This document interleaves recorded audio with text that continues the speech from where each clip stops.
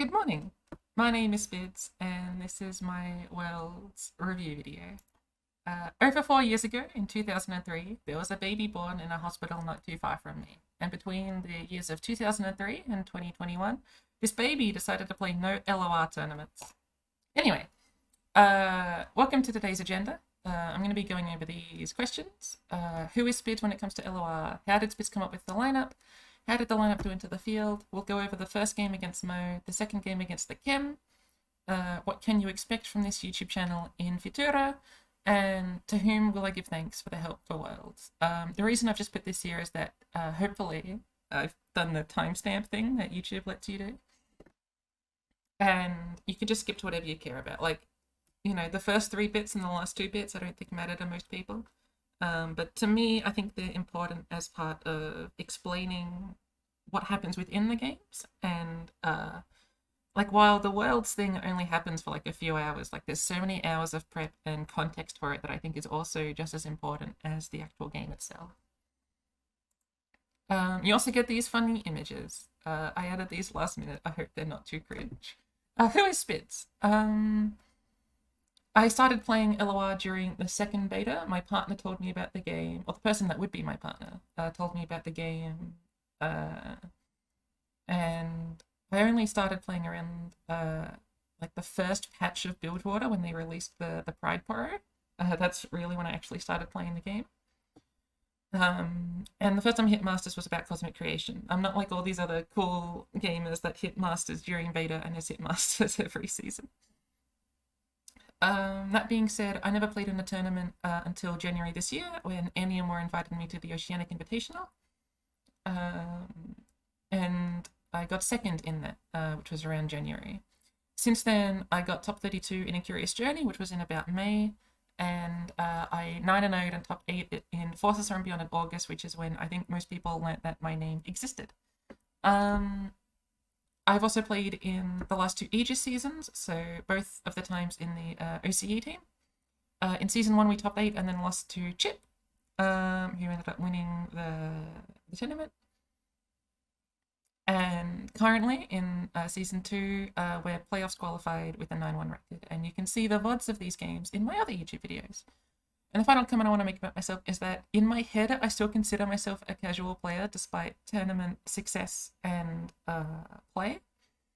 I don't really get driven by the concept of winning or proving myself as the best or money or a lot of these other things that I think a lot of other competitive players use to drive themselves.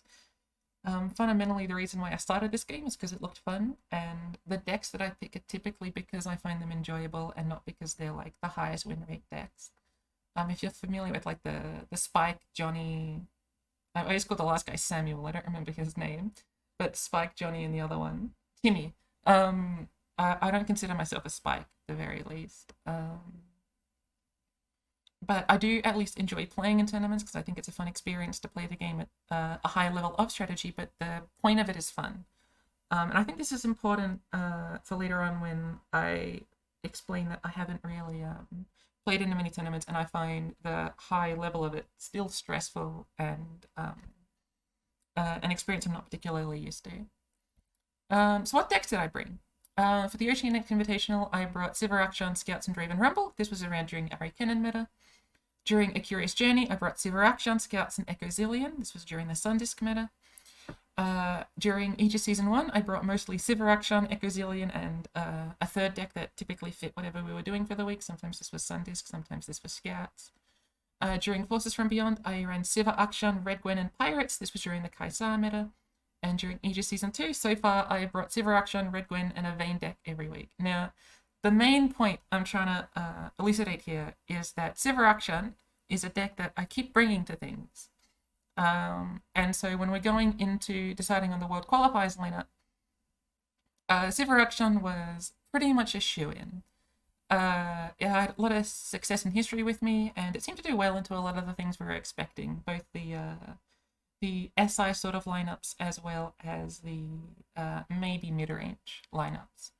Red Gwen was another deck that had just great matchups into everything, and it's been like that for quite a long time, but since this was like the most serious tournament that there's been for quite a while, I think it was the time that people really turned around to it and saw it as like one of the most strong decks that they could be playing. And it was the most brought deck in the end to Americas, and I think the tournament as a whole. Just because it's quite powerful, and it's at least even, if not favored, into pretty much everything you could be running. And so everyone's sort of forced to ban it, because at least they can target something else, but they can't target Red Gwen. So having that experience during Forces from Beyond, as well as the last few Aegis weeks, has been pretty valuable. So we have Red Gwen, we've got Sivir Akshan, and then, as it always happens with LOR, you have to pick your third deck. And this third deck was difficult. We went through many options, ones that aren't even listed here. Vayne decks, it seemed like a pretty obvious thing to pair with Sivir Akshan because they're both playing for like a mid-range game plan. The two versions that we were testing out and thinking about were Jax. Jax is something that I've been playing with quite a while during Aegis, and it's, in my opinion, one of the more fun versions.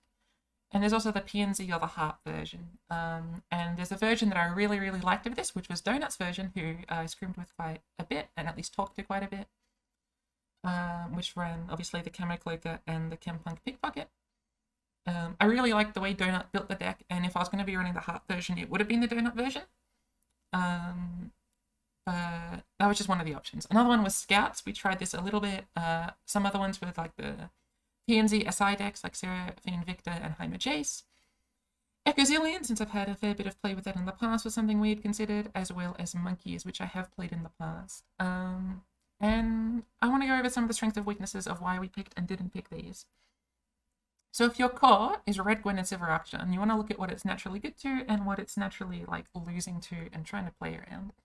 Red Gwen and Sivir Akshan are naturally good into a lot of the control options. They both absolutely demolish Feel the Rush and have pretty good matchups into Seraphine Victor Shadow Isles, Heimer Jace, and Nora Shadow Isles. And we thought that Seraphine Victor Shadow Isles might be the most brought deck after Red Gwen. And we thought that Feel the Rush had quite a decent prevalence on ladder, which isn't particularly indicative of tournament prominence, but can still be an important factor to be weighing up. And then Heimer Jace, if you're not bringing Seraphine Victor SI, you're almost certainly bringing Heimer Jace if you're trying to do a control lineup, because these decks are mutually exclusive because they're both running PNZ SI, but also they're strong decks. And Nora SI we thought might be the third deck in a triple Shadow Isles lineup. And so this core is really into that. This also does well into some crazy person who might bring triple aggro. Now, triple aggro we didn't think would be very popular because everyone's on the Shadow Isles list, and the Shadow Isles list get to run Quietus to kill a lot of the aggressive cards, and they get to run Drain to keep themselves healthy while dealing with the board. We didn't think triple aggro was possible, but I thought there might be about 5% of people bringing triple aggro, which would be like 1 or 2 people because there's 64 people in the tournament. And so I thought it's nice to have at least this in your back pocket, but it's not a major thing. And this lineup does pretty good into most other mid-range decks. I'm thinking like the Vayne Harp, for example. Sivir Akshan typically beats Vayne Harp if you've played it quite a bit from the Sivir Akshan side, although this might just be my experience on the deck versus people not having done that matchup very much. And Red Gwen is just a strong deck that can beat a lot of mid-range decks. This isn't some sort of like instant win when I lock in these decks against mid-range, but it's pretty likely that I'm happy to see mid-range if I'm fighting it in the tournament. And like everyone else, it wants to ban a Red Gwen. Now, Red Gwen mirrors should just be 50-50, and Sivir Akshan into Red Gwen is doable, especially when you see my Sivir Akshan list. However, having played Sivir Akshan quite a bit into Red Gwen, it can really struggle, especially if they get a few of the can't block Reckoner, and they put it on your Sivir, and then they can just sort of smack you down without you having much leeway against it. I would assume that the weapon version of Sivir Akshan, the one that's running Fish Fight and some of these other like slow speed interaction tools, might do better, as opposed to my version, which has like more concerted strikes and is a bit more expensive from that perspective. But I didn't want to fight Red Gwen nonetheless. Let's go over the decks that I didn't pick. I ended up not deciding on Vayne. We decided that Harp was likely too targetable. A few days before Worlds was sort of locked in, Vayne Harp seemed like one of the more popular and prevalent mid-range decks, and we thought that everyone's going to be thinking about this deck. And if we're going to be running Sivir Akshan, which is a deck that not many people are thinking about, and Red Gwen, which is going to be banned most of the time, I didn't want to pick a third deck that would be easily targeted. That's why we decided not Harp. It was definitely an option, and I think it might be the second best choice out of the ones that we could have picked from, right? The first one, it would be the best choice of the ones that I didn't pick from, is a better way of explaining that. But we decided not to do Vayne Harp. I also hadn't played that much with the deck, just a little bit of Donut's version. There was also the Jax version, and we decided that when we're trying to target certain things, the Jax deck just doesn't have enough power fundamentally as a deck, and it's really difficult to tech. If you open up both the Jax building pool and the Demacia building pool, it's actually really tough to find anti-control cards in these regions. Now, the anti-control cards that are in Demacia are either trying to be spell hate or stuff like rally and like big units. We're going to outvalue you, ha ha ha. But trying to find that synergizingly in a Jax main build just doesn't seem to work that well. And it was going to lose to a lot of the smaller, it was going to lose to a lot of the larger mid-range decks because it's a smaller one. If you imagine Jax Vayne into Harp Vayne, it's typically like who gets the Harpy first, but even still, Vayne Harpy should just be like overpowering Jax Vayne. And so we thought that Jax Vayne, while I think still a strong deck for Aegis, had some issues. The last thing about Jax Vayne was that screaming into Fake Hero, Jax Vayne sounds like it should be decent into Nora SI. But the issue with Jax Vayne is if you just quietest Jax and then like block him every time, you don't have an overwhelm threat the entire game, which is like how Jax would typically beat like these board spam decks. And there was a time when I was fighting Fake Hero that I drew 3 Jaxes, but because he removed the weapon, even if Jax was leveled, it didn't matter, and I couldn't get my Jax to die. He would just keep blocking until they eventually got to their win condition and won the video game. Why not Echo Zillion? Echo Zillion struggles against PNZ removal. If Echo dies and you can't get a proper chrono break with good value, either because you're just reviving Echo and that's it, or they don't kill Echo and then when you're chrono break, then they kill Echo, these sorts of things. It just struggles against these sorts of like optional removal things that aren't like mid-range based. Echo does really well against mid-range decks such as Scouts and such as like Vayne Harpy. Because they can't typically interact with Echo very favorably, and when they eventually do their big trade into you, then you play Chrono Break and win the video game. Why not Scouts? Scouts does have the issue of being smaller to Marcia, but we thought if there's going to be a lot of PNZ SI, Scouts would have been a really good option. And then every time we played it, the fact that Rally was nerfed made it really awkward to do certain things. It was really tough to justify the 5-mana Rally because you can't do it and Border Marcia on the same turn. On the same turn 7, and you have to do it on turn 8, and that matters a lot, especially when the Seraphine Victor decks are running bar and their power turns are on turn 6 and 7. You can run Relentless Pursuit, but that doesn't have the same power because you're not doing the barrier, and the barrier can be important, especially against other mid-range decks as well. Scouts was also just like beatable in that sense. People have played up against Scouts a lot and understand how to deal with Scouts. You're not really running interaction in a Scouts deck, so they have a lot of leeway of doing whatever they wish. And why not PNZ SI? If we're saying this is the second most strong deck, why aren't we playing PNZ SI? Because I've got no experience on the deck, and it could struggle against certain types of mid-range, right? If I'm bringing Sivir, Akshan, Red Gwen to try and beat these mid-range decks, I don't want to be then playing a deck that's going to struggle against these mid-range decks and split my lineup in twain. While it was definitely a good option, and maybe if I was more of a spike, I might wanted to have gone back in time a bit and practice these sorts of decks. I think I actually was starting to get High Jace just a little in like the few games that I played with it. I decided not to. I just remembered that I was planning on putting my Seraphine Mastery image up here because I still have 0 Mastery on Seraphine, which I think is humorous. So let's go to Monkeys. Why did I end up picking Monkeys? What I found was that it was a unique form of aggro that seemed to actually beat these control decks, Field Rush, Cerebic, SI, etc.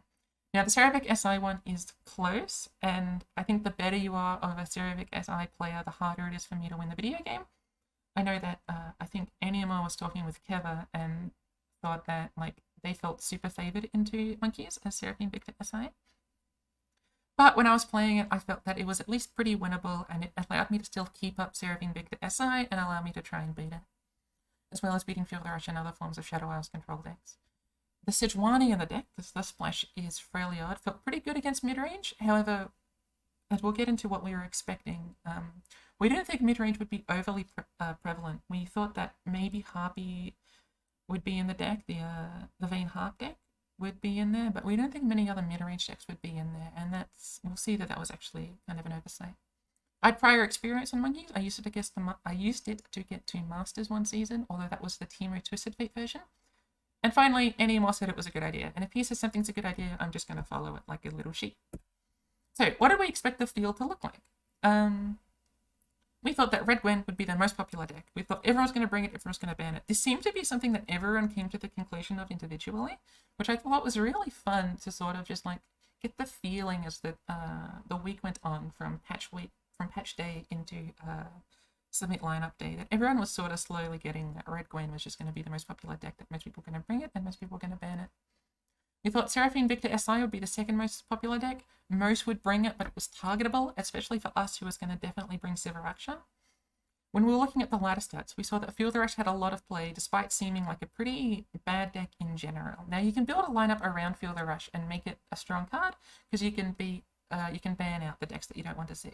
But because our lineup was really good at preying on Field Rush, we were hoping that we could just naturally deal with it. The Surge Elusive deck, which is what I'm going to call the Teemo, Zoe, sometimes Nora, sometimes Fizz. You run the Sudden Surge and you try and win the video game that way. The consensus between the people that I was scrimming with it, this was just like an inherently low power level deck that wasn't going to do very well in scrims, and thus no one was going to bring it in their lineup. So we just assumed that no one was going to bring Surge Elusives. We thought Vayne Harp was like a good, strong mid-range deck, but it seemed to be targetable, and we thought that there weren't many other strong mid-range decks available around. We thought Triple Aggro seemed foolish to bring into what we thought would be a large Shadow Isles meta, with all these Seraphine Victor SIs, as well as Timer Chasers, and Nora SIs, and FTRs. We thought Triple Control would be beatable. We thought Triple Mid-range would be testing for us as people, and as a game, but would be fundamentally beatable. We thought the concept of an anti-mid-range mid-range, this is stuff like Unforgiving Cold, so Varus Pantheon, Ash LeBlanc, Kane decks, seemed unlikely because we just didn't value mid-range. And if you're not, since we didn't value mid-range, we thought not many people would value anti-mid-range mid-range. I'm going to quickly go over the deck lists. This is my build of Sivir Akshan that I brought. I want to talk over a few key cards. The first is Ruin Runner. When you're thinking about your more expensive cards than Sivir, there are about 5 or 6 options you can go for. You can go for Bruiser, Zalani, Ruin Runner, Ketrigan the Ruined, Jural, and like Screeching Dragon, that one's like quite old at this point. When you're going into Shadow Isles, you really want to quite abuse the spell shield keyword that Ruin Runner provides for you, as well as just Ruin Runner being like one of the top tier options. I'm a big fan of Bruiser, but Bruiser sort of struggles when it just gets Vengeanced or like chump blocked, while the Ruin Runner doesn't have either of those options because you have to spend 8 mana to Vengeance it, since you have to like pre-commit a Vile Feast, as well as just like overpowering damage and forcing a lot of pressure. I've got one of the Forsaken Bakai because I think the early game value is it's okay, and if you're trying to beat these Shadow Isles decks, having that extra 1-drop is really good. The other thing that I really liked about Forsaken Bakai, and this is really, really minute, is that when I was practicing against Donut against his version of Vayne Harp, which I genuinely thought at the time was just like the popular version of Vayne Harp, was that when they do Fleet for the Tracker into Chempunk Pickpocket, you really desperately want 2 1-mana 2/1s. And so you can't fully rely on getting double Treasure Seeker, so the Forsaken Bakai really helped when they do that curve. Because when they do Fleet Feather into Chempunk Pickpocket and have the attack token on 2, you want to be able to block, but you can't unless you've got 2 units and you don't really want to be blocking with Akshan. One of Brat's Steel Protector, I think, is just really valuable against mid-range mirrors, as well as just being really flexible and forcing them to think about pre-committing their spells so that you don't develop Brat's Steel Protector. One of Duelist, it's tough between 1 or 2, but I thought that just 1 is fine because 2 can feel bricky. Putting it on the Sivir and sometimes the Akshan and sometimes the Ruin Runner is pretty great, but it's not the strongest card in the deck, and sometimes just banking your mana is pretty valuable as well. Broadwing, as time has gone on, this is going to be a short section. I'm realizing I'm probably going to talk about every single card. Broadwing has lost a lot of power as time has gone on, especially post-nerf, but against other mid-range decks, Broadwing just isn't particularly large anymore. Especially since it's mostly getting its challenger power on turn 3 or so, and it can only challenge once before it just becomes like a really small unit that they're using to pull things to the side. It's just like a better Flame Chompers after it's pulled once, but it's not something you can cast for free, unlike Flame Chompers. It's a strong card, but I think you can start going down to 2, and I know some people even want to go down to 1 or 0 in some builds of mid-range decks. Maybe not specifically Sivir Akshan, but definitely some mid-range decks. The rest of the cards I think are pretty standard in terms of units. I'm only on 2 Bloodletters. I know some people are a big fan of 3. I found 3 to feel sometimes a little bricky, but that's due to a lack of experience of playing with Bloodletters as a 3-of. I've been running it as a 1-of for quite a bit, and I understand going to 2. I think Bloodletters and Zolani is a pretty powerful card and option for you to be running, and doing the Akshan chain, I didn't fully feel how powerful that was until I got the chain for the first time, and I understand why a lot of people talk about that chain of chaining weapons to count down the landmarks. But I think 3 of them can often feel too bricky, at least with how I find that I play the deck. Talking about the spells, which is where I think there's a lot of disagreements on what to go on, I'm still a fan of 3 Shapestone. It helps a lot against PNZ, where you can play Akshan on 2 and play Shapestone to beat Mystic, as well as beat Quietus. It just feels really powerful to have that combo on turn 2. As well as just being one of the strongest ways to like manipulate like the quick attack keyword, as well as like dealing damage favorably. I'm a big fan of Shapestone, and I think it's one of the most powerful cards in a Sivir Akshan deck. Although, sure, it is a low value, being only 1 mana and giving like a small amount of stats compared to other cards. Sharpsight as a 2-of, I think, is still decent. There's not many other combat tricks you really want to be running besides Shape, Sharpsight, and like Quicksand, and Absolver, obviously. And I just think having the second Sharpsight can really help against certain forms of like PNZ removal. The single combat, I think, is fine to have as a 1-of. Some people like having more of them, but I think just having one single combat allows you to be flexible. Because we've got less bruises, a lot of your unit, like none of your units have more than 3 HP except Zolani, and like leveled Sivir. And I just think that it can be difficult to justify single combat unless you're saying, okay, I'm willing to lose my unit. But if you're willing to lose your unit, I think it's more often better to have more Cataclysms in your deck and use it on your Sivir or something. Or do some other sort of combat trick-based thing to make your trades more favorable. I know some people, if they're on more Zolani, like more single combats, because Zolani is a big unit and you can justify single combat more, especially aggressively, to try and push overwhelm damage, but I'm fine with one single combat, especially since we've got the 2 concerted strike. 2 Absorbers is pretty common. I think the Cataclysm is just good to have with Sivir as something they really need to worry about. 1 Quicksand. I used to be on 2 Quicksand, but because we didn't value a lot of mid-range, we didn't think mid-range would be particularly prevalent, and we didn't think Surge Elusives would be particularly prevalent. I cut down on the Quicksand to add, I think it might have been the 2nd Bloodletters, or like the 3rd Ruin Runner or something. And I think thinking that there would be no Surge Elusives or many Vein Harps or just mid-range in general made me do that. 2 Rata Negations is something I've been on for quite a few months. I've really liked how 2 Rata Negations has felt, and I know it looks particularly bricky, but I have found, especially if I'm running 3 Shapestone and a bunch of these other cards, but I found Rata Negation just, when you have 2 of them, you're allowed to play them so much more aggressively and low value on your first one, that it just allows you to fork the opponent so much more. It's really good against the Shadow Isles decks, because you get to Rata Negation a Vengeance or some sort of generated 6+ mana spell. And I found that Rata Negation has helped me as 2-of a lot more than it has not. Concerted, I think, it's the strongest piece of removal in the video game. It's 5 mana Vengeance, but also synergizes with your deck. I think Concerted Strike is really powerful, and I'm always happy to have it as a 2-of. And finally, Aegis, which was nerfed. I tried being a 1-of, and like Rata Negation, it just feels awkward when you've played your 1 Aegis, and you have to have in the back of your mind, I have no more Aegises in my deck. It's the same reason I'm on 2 Absolver.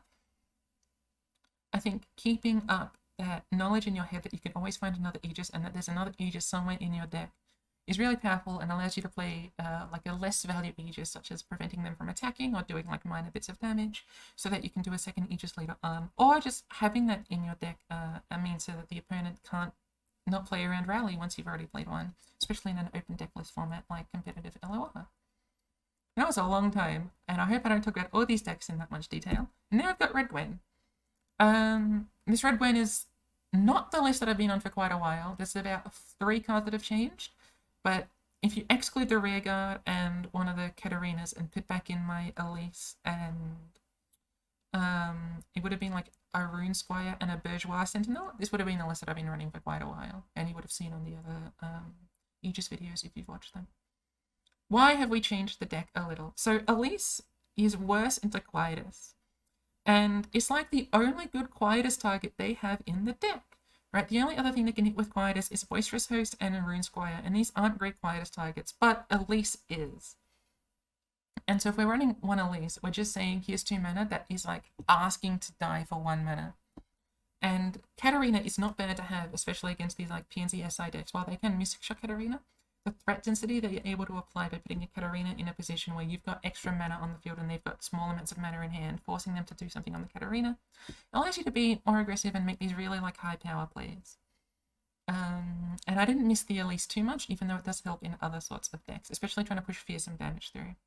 The rearguard was a similar choice, cutting down on the Bourgeois Sentinel and the Rune Squire to put in the rearguard to be more aggressive against mid-range decks as well as against PNZ Seraphine SI, while losing a bit of game against some decks that are able to apply pressure back to us. Rune Squire is a card I'm a big fan of, but I cut it down to 2 because Rune Squire feels most powerful against mid-range, and we just didn't value mid-range that much. And while 2 Rune Squire is still great against mid-range, rearguard felt better in that position. I think everything else in the units column is pretty standard. I want to talk about the spells a little. I think Fervor has become standardized. I took this from Prodigy during one of the seasonals at some point. I don't know if it was the Forces from Beyond one or the one after that. I found Fervor to be just a really powerful card that allows you to play modally. It allows you to go for burn and set and burn lethals, just knowing that it's in your deck or in your hand, as well as interacting with the opponent's board in case you need to deal with sort of going wide or certain units. And Vengeance is a card that I have never disliked in the deck. I know Vengeance is a card that a lot of people find ideologically awkward, especially at the cost of something like Shadow Isle's Tellstone, since in terms of deck building, they seem to be mutually exclusive just because if you draw both, your hands can be built really awkwardly if that's the case. I found Vengeance to be really powerful. You can often play it the turn before a Harrowing to remove their big threat, so that they have no way of choosing a lethal through you post-Harrowing. I've also just found that Vengeance allows you to do really well into mid-range where you beat their threat that they need to keep on the board or they will die, or that sort of thing. It's just a really high power card that can definitely get you into a lot of positions that you wouldn't be able to get into without Vengeance. Everything else I think is pretty standard. I know some people were cutting Vials and Flux and doing some other things, but I think this list is rather standardized.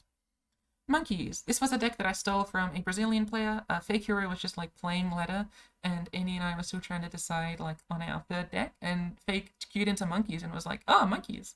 And for a few days I'd been saying to Annie, I don't know, once a day, hey, what about Monkeys? And then we'd just ignore that comment for the rest of the day. But Monkeys ended up being what we brought. So there are a few versions of Monkeys because it's primarily a mono Buildwater deck. You can play it in Shadow Isle so you can get access to Elise, who gets quite good synergy off Taskmaster, as well as playing more aggressively. You can also play it in Vandal City with access to Pokestick and Teemo. Typically this is built with Twisted Fate. Teemo allows you to get Plunder procs pretty easily, and Pokestick's just a really powerful card. And Twisted Fate is also just a really powerful card. The Gangplank Sejuani version is trying to play for more of a mid-range game plan and allows you to beat other mid-rangers pretty well. Because this was something that we stole off ladder, we sort of just took it mostly as gospel from AK Kuro NE, or Kuro, who ended up bringing this as well as two other monkey stacks to the tournament. They brought a triple monkey lineup. Sejuani helps a lot against mid-range. We didn't value mid-range that much, but our other options, which were Elise and Teemo Twisted Fate, struggle more against Quietus, and if we were taking Elise out of Red Gwen to try and make Quietus less valuable, we were also taking Quietus targets out of this deck, such as Teemo and Twisted Fate. Twisted Fate wasn't hitting particularly much in the meta. It kind of helps against mid-range, but not particularly, and it can help against aggro, as well as give you draw, and Teemo is fine, but I think Gangplank and Sejuani allows you to have more power, especially against like Shadow Isles decks where they need to Vengeance these, and that's like still an investment that they need to be playing. I felt like this deck was pretty decent. It's low on Plunder triggers. I think the only change Eniamore and I made was that we cut a parlay for a Yordle Grifter. I think they're on 2 Yordle Grifters and we put it up to 3, and they're on 3 parlays and we put it down to 2. In retrospect, I think it was probably better to cut a Make It Rain instead of a parlay, but I don't think it mattered too much in the end. We tried Third Swindle, but Third Swindle seemed particularly bricky, but Swindle was definitely a powerful card in the deck, and I think this deck is still pretty powerful. But it was definitely the weakest deck in the lineup and probably the most exploitable, but in comparison to the other options that we had, as I was explaining earlier, I think compared to Jack's Vayne, this deck is slightly less exploitable than Jack's Vayne, and compared to like Vayne Harpy, we thought that Vayne Harpy would be a bit more targeted. Okay, now we can go to what the field actually looked like. It was not what we expected, and I'm gonna hide the veneer of amazing editing. It turns out this was just a Google Slides. Wow. Okay, let's go to the spreadsheet. This was, so when the world's deck lists was provided to us, they gave us a spreadsheet that looked like this, except instead of names describing the decks, it's just like the codes. And I found this completely useless, so I turned it all into words. So this is what everyone was bringing in these columns here. And a lot of this stuff is sort of not particularly well done. This is just like a playground for me to like mess around with stuff. But I tried to put all the red Gwens in this column, all the Seraphines in this column, all the Vayne Kings in this column. So let's look at the common deck lists. The most common deck list was Red Gwen. Red Gwen was far and above the most common deck, with just under half of people bringing it, which seemed pretty likely to me. And I think based on the logic that we're going through earlier, which is that it had good matchups to everything, it made sense. Vayne Kane was a deck that took me by surprise, and I had heard rumors that it was like starting to gain traction on ladder, but it had not been something I had considered in my wildest dreams. I think the zeitgeist that everyone had sort of put themselves into for quite a few months was that Kane equals bad, and believing still, without having practiced or fought against Kane in any capacity for the last few months, made me just agree Kane equals bad. So it wasn't something that I'd ever considered in my wildest dreams. But it ended up being the second most popular deck, excluding Seraphine, which we'll get to later. Harp Vayne was the third most popular deck. We thought this might be expected, as like the other mid-range decks, but now combined with this, now we thought that most people were bringing a Vayne deck. Zixtalia was another deck that we had considered and knew that it was sort of on a prevalence. The power of Zixtalia is that it's good into a lot of the control stuff, such as all the Shadow Isle stuff, as well as can be decent into the mid-range stuff. It was something that I had considered, but I didn't really like any of the lists of Zixtalia that I had seen, and I hadn't had any experience on the deck, which means I didn't feel like I was going to be able to play it. Varus was one of those anti-mid-range decks that I wasn't thinking many people would bring, because I didn't think mid-range would be as prevalent as it ended up being. But Varus is just like a strong deck, and it's not, I shouldn't be in my head pigeonholing it into purely anti-mid-range lineups, but in my head I kept pigeonholing it into this sort of like bubble where you're always bringing Ashe LeBlanc, Varus, some other unforgiving cold deck, and you're just hoping that you fight mid-range, when Varus can do a lot more. I didn't watch all of the Games of Worlds, but I know that Smooth Swallowist, who made it in, and who I'm really happy made it in, was running Varus, I think, or it might have been Kane and another Varus deck, but I thought it was Varus, and just like showed that Varus is really just a powerful deck, and it's not, I shouldn't be pigeonholing it into a mid-range deck. Surge Elusives was the deck that I don't think many people would bring. Fair few people ended up bringing it, and what it ended up turning out was that I'm not actually favored into Surge Elusives. Despite thinking of it as a pretty low-powered deck, it just managed to do really well into my decks. If we go back here and just quickly explain why. Sivir Akshan can struggle into Varus because I'm only on like 1 Forsaken Bakai, and I'm not on 2 Quicksands anymore, and I've only got like 1 single and like 2 concerted. What ends up happening is that they put on a fair bit of pressure, get me to about 10 HP by the mid-game, and then they play Heratzi, and I sort of just struggle dealing with Heratzi, and while I could be trying to be more aggressive, they end up having the capacity to trade pretty favorably with cards like the Sudden Surge, as well as their units aren't actually that small when you've got stuff like Lodestone and Esmus Breath of the Wild. And so, while it's not like an instant lose, like it's definitely doable, it just felt that it just didn't feel great for me to deal with. As in, like, they break Rite of Negation.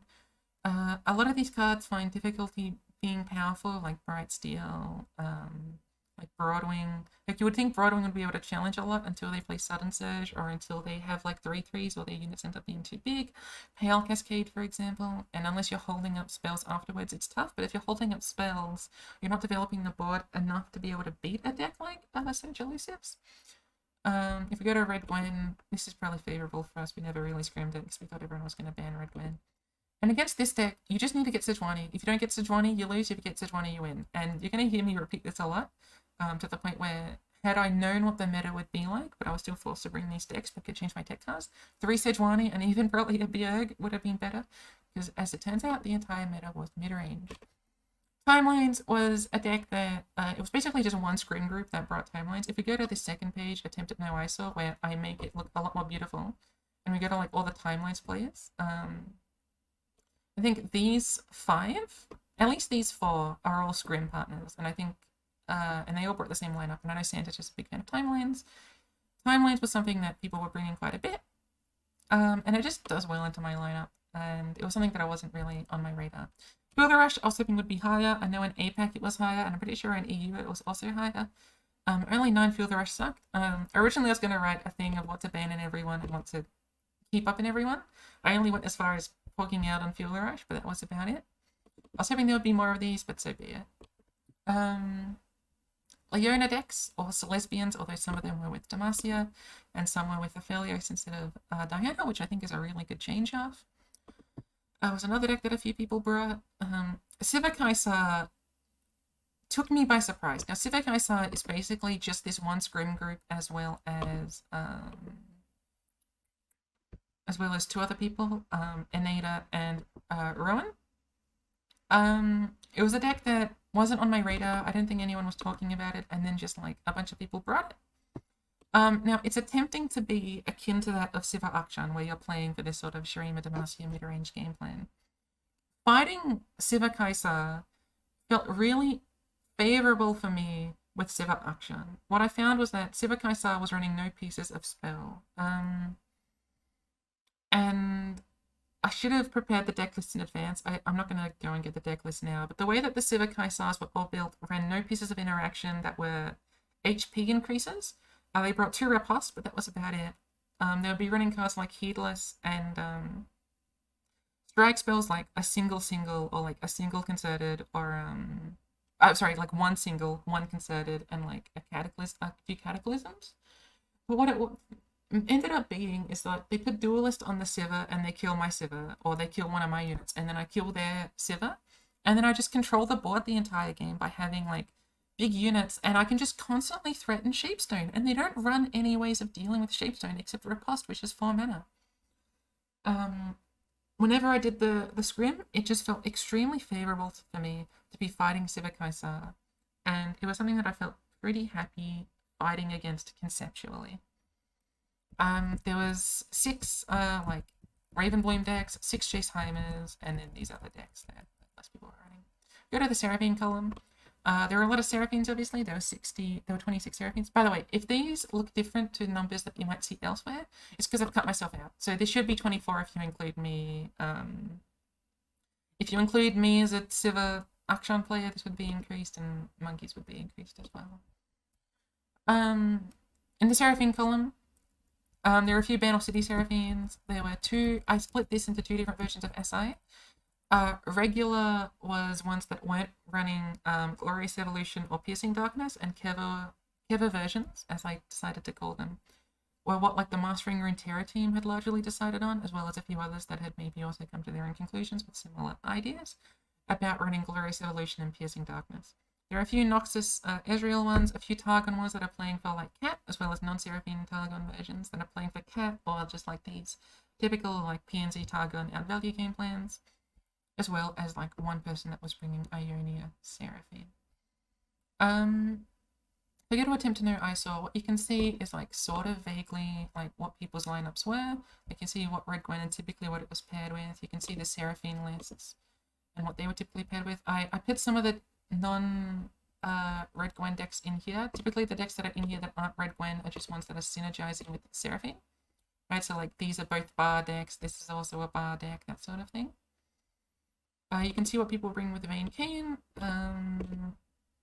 It's this sort of stuff. I don't know what value this has, but this was just what I was looking at when I was deciding what lineups were. These 4 decks were pretty much mutually exclusive, which I think makes sense just because they're typically the 3rd or 4th deck. The only one that isn't is like Ziggs Talia was with Pantherus and Timelines at some point. But like these decks were pretty mutually exclusive. That's about it from what I wanted to show of this spreadsheet.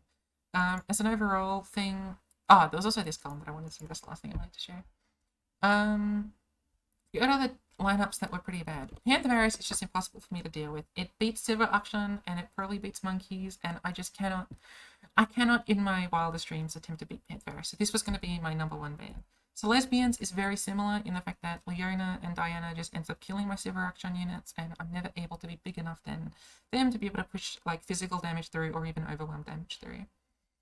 Such elusives, as we were talking about, ended up being pretty difficult for me to deal with, as well as Ixtalia, which is skill-based. This was a matchup that I tested against a lot with Prodigy during a Curious Journey. And my memory of those hours of scrimming were just that it's fine, it's doable, but it's really skill-intensive and I think slightly unfavored for me, especially with the way that the decks are built nowadays. Timeland is just like bigger Demacia, it'll beat me up. Then there's like a degree of separation of like, these decks are a certain level of difficulty and these decks are a different level of difficulty that are much easier. Red Gwen is doable. If I get Sejuani, I can typically beat Harrowings and I can typically beat like Red Gwen attacks. And if they don't get too many Reckoners, I have my Rider Negations. If they need to rely on Harrowing, they don't draw maybe too many of their champions. It's beatable with Sivir Akshan. It was an option for me to line up if they didn't have any of these. NETF should be about 50-50. Flock can be annoying for the Sivir Akshan deck, but it should be doable. And this was one of the mid-range decks that we thought we should be pretty favorable into. Sivir I felt amazingly into, with the exception of Monkeys if you don't draw Sejuani, because the aggressive game plan just doesn't happen as much with this version of Monkeys that isn't running as many early game cards and needs to really play around its plunder procs without like losing too much like hand space value. Seraphine goes here. It was something that I felt pretty happy into, although Jan Sports thinks that like this deck is like the most powerful thing in the world. You're joking if you think you're that favorite into Seraphine, right? He thinks Seraphine should be like up around here somewhere for me. ThChEm and Feel the Rush were just the decks that we were like trying to do pretty decently into. And so this was the things that I wanted to beat. As you'll notice with what I fought and how the games that I played were like, as you'll see in the next like couple hour or so, maybe just an hour, I did get a little bit of a wrong half of bracket syndrome. Right, I make a lot of misplays, and the reason why I talk about myself as someone that's new to playing competitively is because I just struggled with the nervousness of being in like the highest level competition that I've ever seen prior, and lost a lot of my fundamental knowledge of how the video game played. So if I was fighting these decks, I might have had a better chance into those decks that I ended up struggling into mentally, because the mistakes that I would have played against this deck and other decks that I ended up misplaying into wouldn't have been as wrong if they were these decks. So 10% of my issue was like wrong half of lineup, wrong half of bracket syndrome. But everyone can complain about wrong half of bracket syndrome at some point. 90% of why I went 0 and 2 is because I misplayed, and I'm going to be showing these games, but I'm not necessarily proud of how I played during them. Let's quickly go back to slideshow, because I think there might have been more to show. Yeah, this is just what I want to talk about. Ah, no, this was the last thing. Okay. To recap, my name is Spidz, and my lineup is Red Gwen, Sivir Akshan, and Monkeys. We should be favored into Shadow Ass Control, as well as many other things. We are losing to anti-mid-range, such as your Varus Pantheons, but we should be beating regular mid-range. Before this, I hadn't played in many tournaments, and this year I've played in a few seasonals and Aegises. And this is quite important when it comes to the amount of stress and uncertainty I was experiencing within the games. You'll notice that I just don't commit to anything, even if they're the correct play. And there are times where I know something feels correct, but in the back of my mind, I just assume that I'm playing poorly and wrong, so I don't go for it. And I miss very easy wins, as you will see, because of the amount of stress from not having played in tournaments before. My hope is that in future seasonals, and if I make it to the next Worlds, because if I'm still playing Legends of Runeterra, I hope that I've had some more experience in terms of dealing with the stress and anxiety of playing at a high level format. But at the current stage, I had not. And finally, I'm a casual player is still the mindset that I apply to myself. There is, admittedly, a bit of cognitive dissonance saying that I'm a casual player, because to what extent does that actually change anything, right? If I'm playing in high-level tournaments and trying to do like the strongest level of play in them, doesn't that make me at least not as casual as one would say a casual player would be? This is something that I'm struggling to deal with, the cognitive dissonance of like saying that I'm a casual player but still playing in these tournaments. I haven't fully decided how to articulate myself. I definitely don't see myself as a purely competitive player because I will just not play decks even if they're the most powerful. I remember during Lee Sin Nami season, I played 2 games of that deck in scrims, and they were probably the most miserable experiences of Legends of Runeterra I've ever experienced. It was not fun. I don't enjoy just playing the strongest deck. I play what I want for fun. And so at least at that level, I still consider myself a particularly casual player. And I mean, I brought Sivir Akshan to everything because I find the deck fun. Not necessarily because it's the most powerful deck that I could be bringing. Alright, I think that's everything I wanted to do here. I think my last 2 slides are just for like after we watch the videos. I'm trying my best to do everything that I can to avoid actually properly editing. And I've also just noticed I've been speaking for 45 minutes, so I hope that you guys just skipped everything, particularly. I actually forgot to hit record at the start of the ban phase and even the mulligan, because I was just so nervous I even forgot to hit the record button.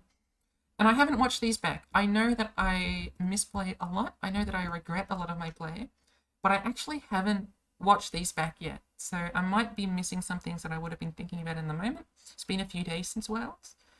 Worlds was on my, I want to say Sunday morning, because I presume it was American Saturday. Yeah, so it was my Sunday morning, and now it's like Wednesday morning, I think, or Tuesday. It's either Tuesday or Wednesday, whatever. It's been a few days. It's Wednesday. So this is against Timelines. We're doing Sivir Akshan versus Timelines. Mo was part of that scream group that brought Red Gwen, Timelines, and Sivir Kaisar, which I thought I should be able to beat Sivir Kaisar provided that I draw decently with my monkeys, and that I might struggle into Timelines, but I should be trying to 2-0 Sivir Kaisar and just ban the Red Gwen. Now, it was difficult deciding between banning Timelines and Red Gwen. It's actually pretty difficult because both of those are pretty... They both equally have the same issues where it's about them drawing and about us drawing certain key cards, and it just depends which deck you think is higher power level. And I think I decided to end up banning Red Gwen, but it's honestly 50-50 in my opinion which one you decide to ban. I've been talking for so long, let's just watch the damn video game. I think this opening hand is pretty good, especially with the Forsaken Pakai. And this is already, in my opinion, a difficult decision. All of these cards are pretty good takes with Sivir Akshan. You can go for Vagabond to try and do like the Akshan landmark countdown game plan. You can go for Merciless Hunter to try and pull something to the side to do like a really favorable play with your Sivir that you might be playing on 4 with your Merciless on 3. Or you can take Bloodletters to do some cool Bloodletter stuff. Now, I picked Bloodletters for a few reasons. One is that it gives the Forsaken Pakai a buff, and I'm able to play it on turn 2 to buff up the Treasure Seeker and start doing some Dark Enthrall beatdown stuff as well as like Zolani, which I think is a powerful consideration. I'm doing this here to like try and get them to Mystic Shot that unit. They don't end up doing it. We push a lot of damage, which feels great.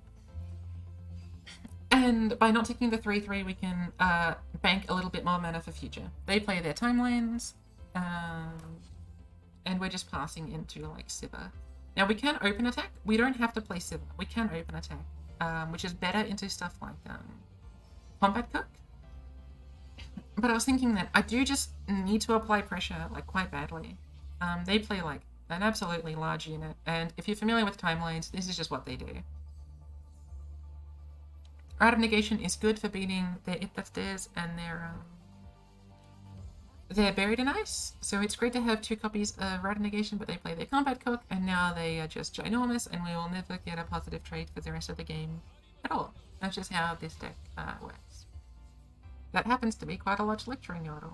Now, we can actually strike here because we've got the single combat, and they're always going to have large units. A single combat's always going to feel awkward. We just have to reprioritize and be wary of how they might block. So if we attack like this, what we're expecting is something akin to that of a possible block on Sivir if they're holding up Troll Chant, and by block on Sivir I mean with the Lecturing Yordle. Or they might just block the Forsaken Pakai with the Lecturing Yordle to do a positive trade. If I'm pushing 5 damage here, I'm feeling pretty happy. Just because I do need to be whittling down their HP quite a bit to try and win the video game. Because I'm going to struggle because they're going to start getting bigger and bigger mid-range, and we're going to have to find avenues to actually deal damage in. Having up the single combat is the best way of dealing with stuff. If they do end up saying, you know, you don't have any sharp sight, you have to commit a lot to try and deal with us. If they would end up blocking the Sivir with the 6/7, I was probably going to single combat the Forsaken Pakai to kill the Electronodal, just because if they have ThCHEM, it wasn't going to do very well. That being said, I don't remember if they were running ThChEm, but I'm pretty sure they were. Now, you can attack with the 2/1. There's an argument that maybe they don't ever block the 2/1, but I think it's rather likely that they might. And if they do something like block this into this, and this into this, or even this into this, and this into this, then we're just losing a 2/1 for pretty much no reason. When it can be very valuable as a blocker, especially I guess what that looks like this. The only issue with the 2/1 back is that Electronodal might get the poison buff out card. For memory, I commit this. I am remembering that I definitely make misplays in this game. They do this to block damage, which I think is pretty justifiable. I don't hate these blocks from them at all.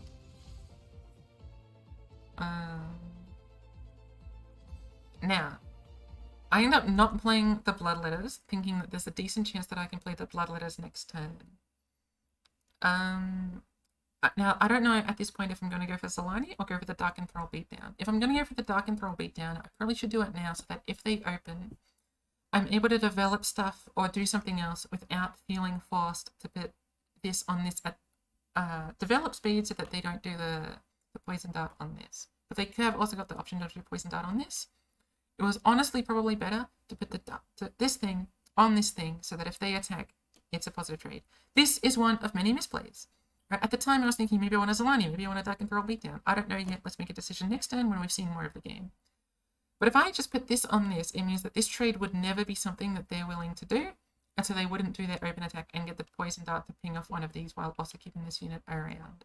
I really wish I'd put this on this, but as I was saying, I was experiencing quite a bit of stress and unsurety about what to do in this example. We were very lucky that we drew Shapestone, so that we can end up doing this trade, which I presume I'm going to end up doing. But I really wish I had just done the Dark Enthrall. It means that I'm also not wasting a spell, and I can actually use a weapon that's repeatable. At this point, I'm just checking what's in the deck. What do they want to do? We end up doing this trade. They've obviously got units they can do stuff with. We end up doing this so that it doesn't get poison darted, although I'm wary that they can just poison dart the Sivir to remove the spell shield. They do a Leaf Travelers, which makes us lose a Sivir, which, depending on who you ask, you're either fine with or not fine with. Sivir as a spell is pretty useless, but it might be useful depending on what they pick. And we just draw this thing. Now, there's an argument to rally here. If we rally, and we put it on the 4/3, they might be forced to block one thing, and then I trade into, and then we just have lethal on the open attack. Right, the rally here is pretty decent, especially like one of the main weaknesses of timelines is that they often can't go wide because they're developing this one like really big unit consistently. And so Aegis seemed likely to me as a decent option for trying to push damage in. Right now, I don't know why I didn't do it. If I put it on the 4/3, they can poison Puff Cap it away, trade into it with the 4/3, and then all I've got remaining is a Sivir in my life. So that can be a reason why not to. In addition, I can't combo it with single combat. I can't use the barrier to do any fun single combat stuff. And if we get another unit with after the Broadwing, we're able to go 4 wide and then do an Aegis after the fact and try and do damage with that, especially if we've got the 5/1, 5/2. And if we commit Golden Aegis here and they can deal with our board, it can be difficult for us to actually find avenues to push damage in later on. I'm sure that was the reason I ended up deciding not to Aegis, but it might have been correct in retrospect. So I'm pretty sure I don't decide to do it.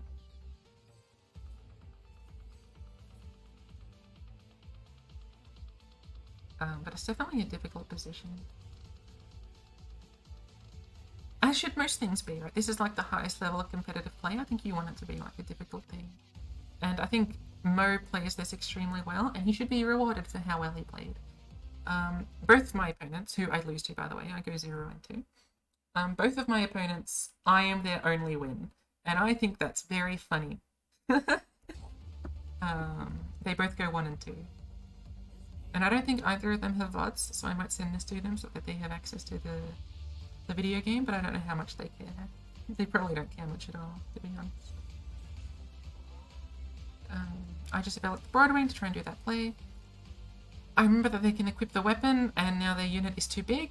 That's another reason why not to rally, because their weapon might just be... They can equip the weapon and it'll be too big.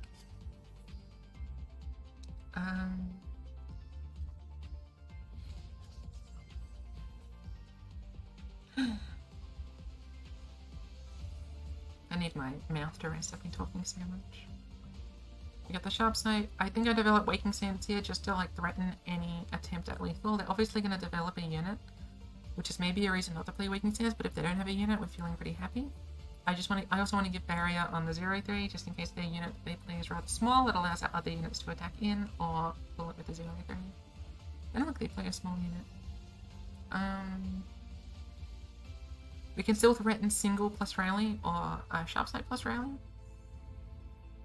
But it's not a great position to be in. We pull this so that it doesn't have any favorable trades. Now this might be wrong. It is arguably better to pull the 2-1. That way we can sharp sight if they block like the Sivir or the 5-2. And I think that play might have been more powerful, but I think it loses harder to something like Troll Chant, which is the reason why I ended up pulling the 7-5. If they block one of our units, we can still rally and threaten lethal. I think this play that I've done is safer, but less likely to win the video game. If I pull the 2-1, I think I'm more likely to win the video game.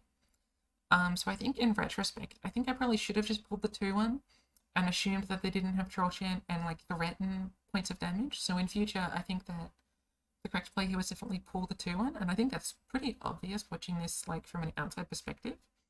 But all I was thinking in my head was just how stressed I was. They have Unforgiving Cold, which is another reason why this matchup isn't great.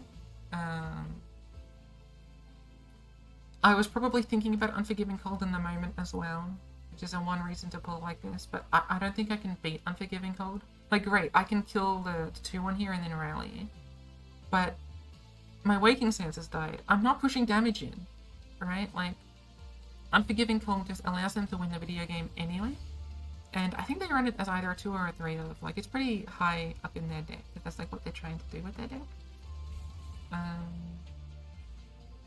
And without Zolani, like, we've got this Dark Enthrall, but we don't have a Zolani, it's tough for us to do well.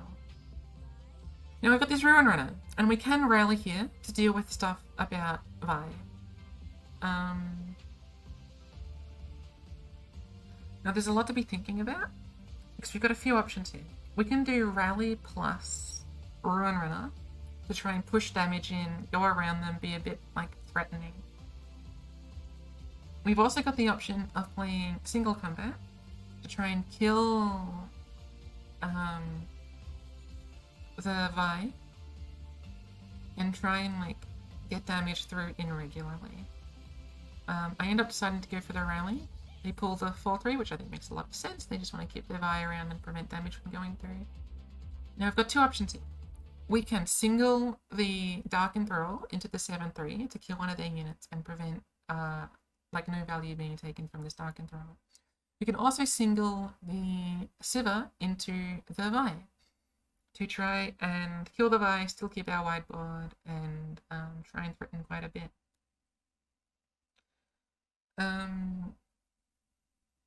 If we do the Dark Enthrall one, it allows us to attack with the Vi without losing, attack with Sivir without losing to simply a Troll Chant. It would have to be Troll Chant plus Mystic Shot or something. But it's difficult. One good thing about doing the Dark Enthrall thing, by the way, is that it can let us get Solani in like a few turns. I'm letting Dark Enthrall die, but I'm pretty sure I decided to single combat Sivir into Vi, just because it's powerful. If they don't have Troll Chant, I can still attack with Sivir and stuff and put a lot of damage in. Sivir's gonna flip sometime soon. There are arguments about just playing Ruin Runner here, letting this happen, trying to do Ruin Runner and push damage in, but the issue with the Ruin Runner is that Sivir can attack first, then Ruin Runner, which is, it's fine, but we're just not pushing that much damage in. Like, we have to attack twice with the Ruin Runner over the next few turns, and they've got this Vi that'll kill our Ruin Runner anyway. It's a really tough position, and I'm curious what other Sivir Akshan players would do in this position. You can see I'm groping and just like extremely concerned about like what will happen in the video game. One thing that's worth mentioning here is, and I think it's something that I remember thinking this and watching this, it's just a wrong thought.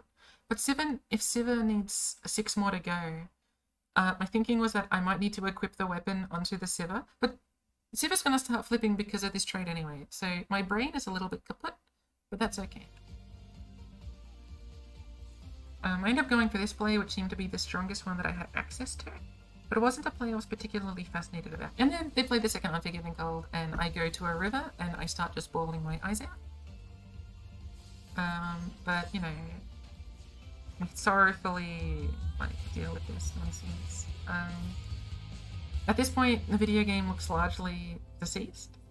And while we can equip the weapon, so now Sivir can flip before Ruin Runner attacks on our next attack step.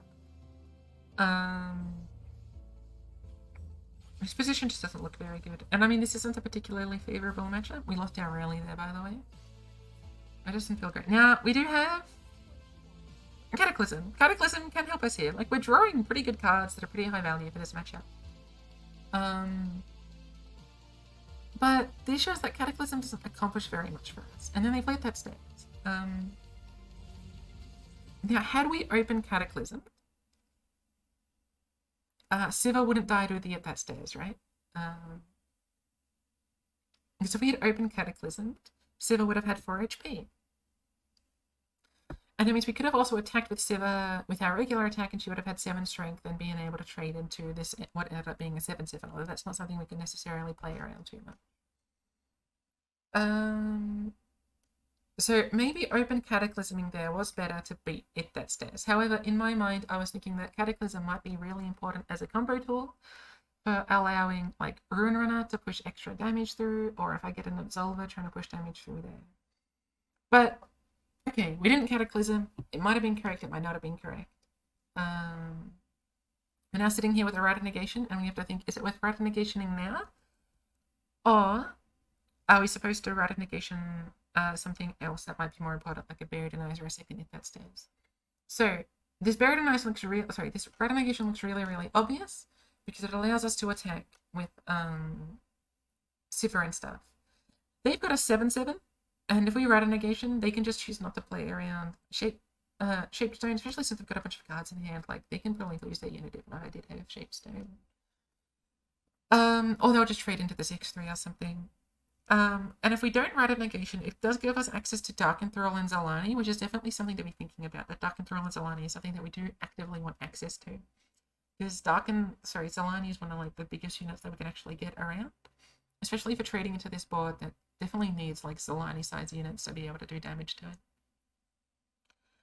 But my issue was that if we let Sivir die, we're going to be taking lethal damage on the open if they can, if they do the 5 damage with the Vi onto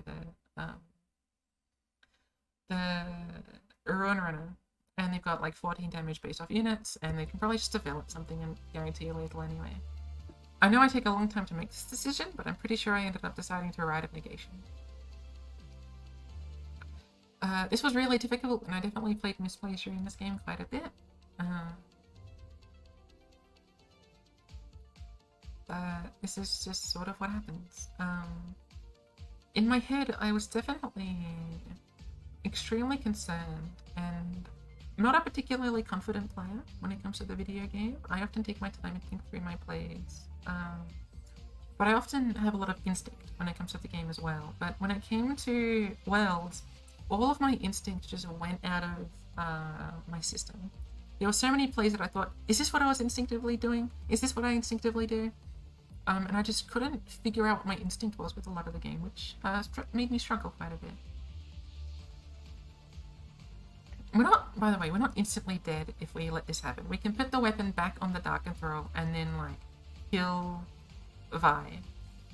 Like, we can put the weapon on the Dark Enthrall, kill Vi with a Cataclysm, and survive for, like, a little bit longer. I end up deciding this is the strongest play.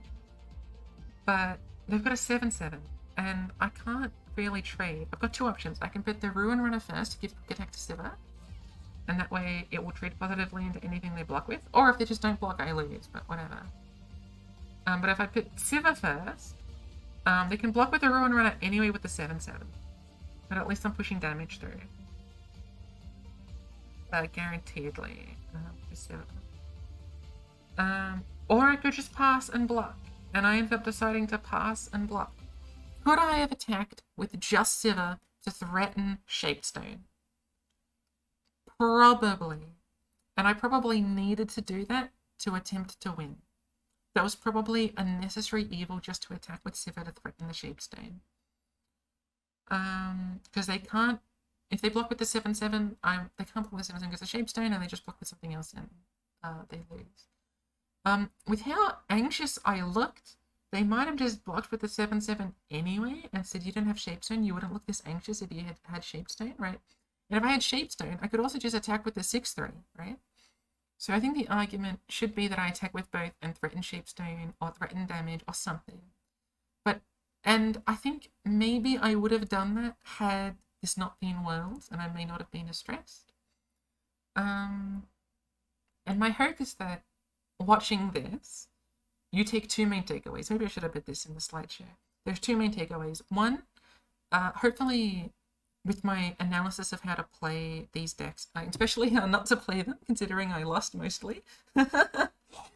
I mostly lost how not to play them, but hopefully with like me speaking through my plays, I can tell you how to think with these decks, at least in some concept, as well as just like providing like maybe some level of entertainment. Maybe you enjoy this, I don't know. And the other thing that I hope to show you is just how much stress can impact your play of the video game Legends of Runeterra. And the last reason I'm uploading, I'll put that at the end. I'll put that in the credits section. The last reason I'm making this video. They play Combat Cook, which is a sizable dude.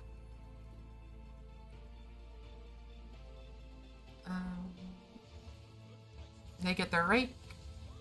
They get the Sandcrafter. I can Cataclysm the Sandcrafter to kill it. I can Cataclysm Vi to kill it. Yeah. It doesn't. Nothing matters. Nothing ever happens. Nothing ever matters. Now I don't know something or other. At this point, I don't even know if this was the correct play. Maybe I'm supposed to hit the Scout unit because it has Scout and that trades into everything and does like damage. They don't have their Troll Channel there. Last Forgiving Cold. They play another Combat Cook. It's large. I've lost the video game at this point. I can play Akshan here. Whatever.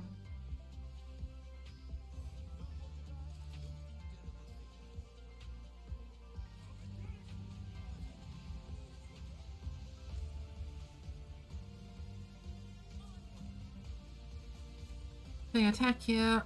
From memory, they actually do the Scout attack. Just to force me to block with the Ruin Runner. I do this block with Akshan, it's worse to Thermo Beam, but at this point I don't know if I can even afford to kill.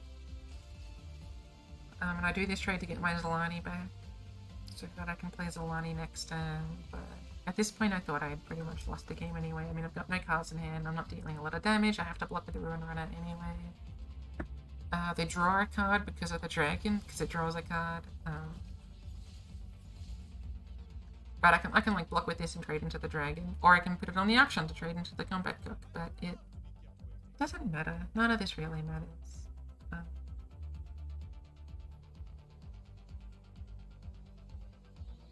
Yeah.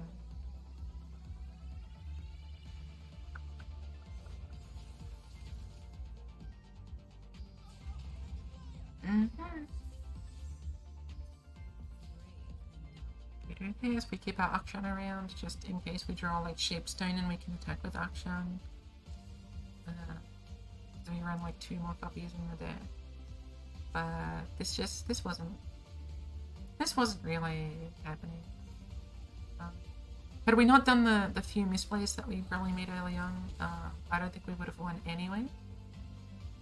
But like, sort of, like we would have been able to have Shapestone, right? Like, as if we had put the weapon on the Treasure Seeker, like we would have had Shapestone in our arsenal without having to pre-commit it, without having to commit it to kill like the Lecturing Model. Like, these sort of plays can definitely change the way the game plays, especially the way it feels. They do this, which is like a great heal. Like, good play Mo. Like, Mo is playing extremely well. I can't just be down to the dumps about my own play. I do want to like congratulate Mo for playing like really well in what is also, it's not just difficult for me, it's difficult for everyone. Right? It might be more difficult for me because I've not had an experience like this before, besides like seasonals.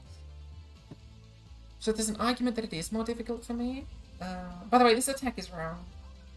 At this point, I was so in my head, I didn't know what to do. You can look at the timer, like, this timer discrepancy is insane. This attack was very wrong. We can just put the weapon on something else. I don't have a Zolani anymore. The open attack, I lose the video game because I just pull. I'm not happy about anything that's going on. I'm thinking about, is it corrected blood letters? No, what if they develop, then it's corrected Zolani? But if I blood letters, I can get another unit in case I draw like a thing. They do the chance. I die. This wasn't happening. Yeah. I'm willing to skip through this. They play stuff, they draw, Alright, we move on to game 2.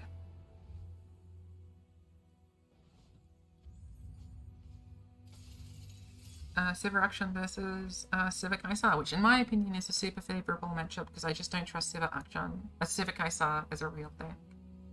I struggle to see it being better than Sivir Akshan. I still think Sivir Akshan's a better deck than this deck since Grimm's just Sivir Kaisar didn't do anything. I think Swinging Glaive is a really not particularly good card, and every time I see Swinging Glaive, I just wish there was a 1-2, and that would probably make it broken. So this mulligan's really difficult, because since I believe that my deck is just more powerful than their deck, I think all my cards are more powerful than their deck, so I have to figure out which cards are even more powerful. Concerted is great, because all they have are like these big units that they pre-commit Swinging Glaive into, and then I kill it with Concerted Strike. And they don't have any interaction against me because they don't run anything in their deck. Merciless Sivir, like this vulnerable and challenger Sivir stuff is like the bread and butter of this. And Shapestone is great because, as I've hopefully mentioned a few times, the only card that increases strength or health is Riposte in their deck. But I end up mulliganing like this because I think I want an early unit. I want Laurent Duelist. I want like more Merciless Hunters. Errata Negation's pretty decent. I remember how this game ends. I don't remember how this game happens in the middle. I play Treasure Seeker. There's arguments not to play Treasure Seeker in case you want to bank mana, because this matchup's all about like your Sivir and your Duelist and your Merciless Hunter. There's an argument to just be banking mana that this extra damage doesn't matter early game. But I played the Treasure Seeker just because it's early damage, and if it gets a bit of damage in early game, it's pretty decent. They play the Voidling. I put the Blood Letters on to start doing some Dark Enthrall beatdown stuff. Because if they trade into this, I can do Dark Enthrall beatdown, or I can summon a Zolani later on, which is bigger than all their units. Unless they play Spinning Blade, but it's much bigger than all their units. We get Duelist. There's nothing we want a Merciless Hunter yet, so I'm fine, like, not holding up Merciless Hunter. I'm just attacking. We get our Dark Enthrall. We can play Duelist here. There's nothing we're really holding up, like, next turn. Like, we can hold up, like, Sivir Cataclysm, but that's about it. We don't have to play Sivir next turn, and considering they might be playing their Sivir next turn, we want to do Sivir in our turn after, especially if we can just do, like, Merciless and stuff. They play Sivir, but remember their deck doesn't run any cards, so we're pretty okay with that. Now, we can play Sivir here, and there's nothing they can really do. They can Cataclysm Sivir to pop Spell Shield. But because I got Errata Negation, if they Cataclysm Sivir and then do Concerted next turn, I don't care. I've got Errata Negation and they lose their Sivir and all of their mana. So I can just play Sivir for free. I'm not scared about it. And like, I can do Merciless next turn until like a Kaisar the turn after. But I struggle to care because I've got the Ruin Runner. I've got the Merciless Hunter. I just feel as if my deck is more powerful. They do Swinging Glaive. That's great. They've spent 7 mana on a Sivir that I'm going to kill next turn with my own Sivir. They can play Riposte to protect it, and we will end up playing around that from memory. But congrats, they do this attack. I lose a 2 mana unit. They do like their thing. I'm not particularly scared or anything. I've got my own Sivir. We don't end up open attacking to beat Riposte, and my thinking is that they've certainly played this deck enough to know that they probably keep Riposte. I presume they're keeping Riposte in this matchup. So I think that they probably have Riposte. And we can play around Riposte. We can just develop Merciless and Waking Sands and put the weapon on the Sivir. And I'm going to say this for maybe the 7th time. They don't run Sharp Sight. They don't run Shapestone.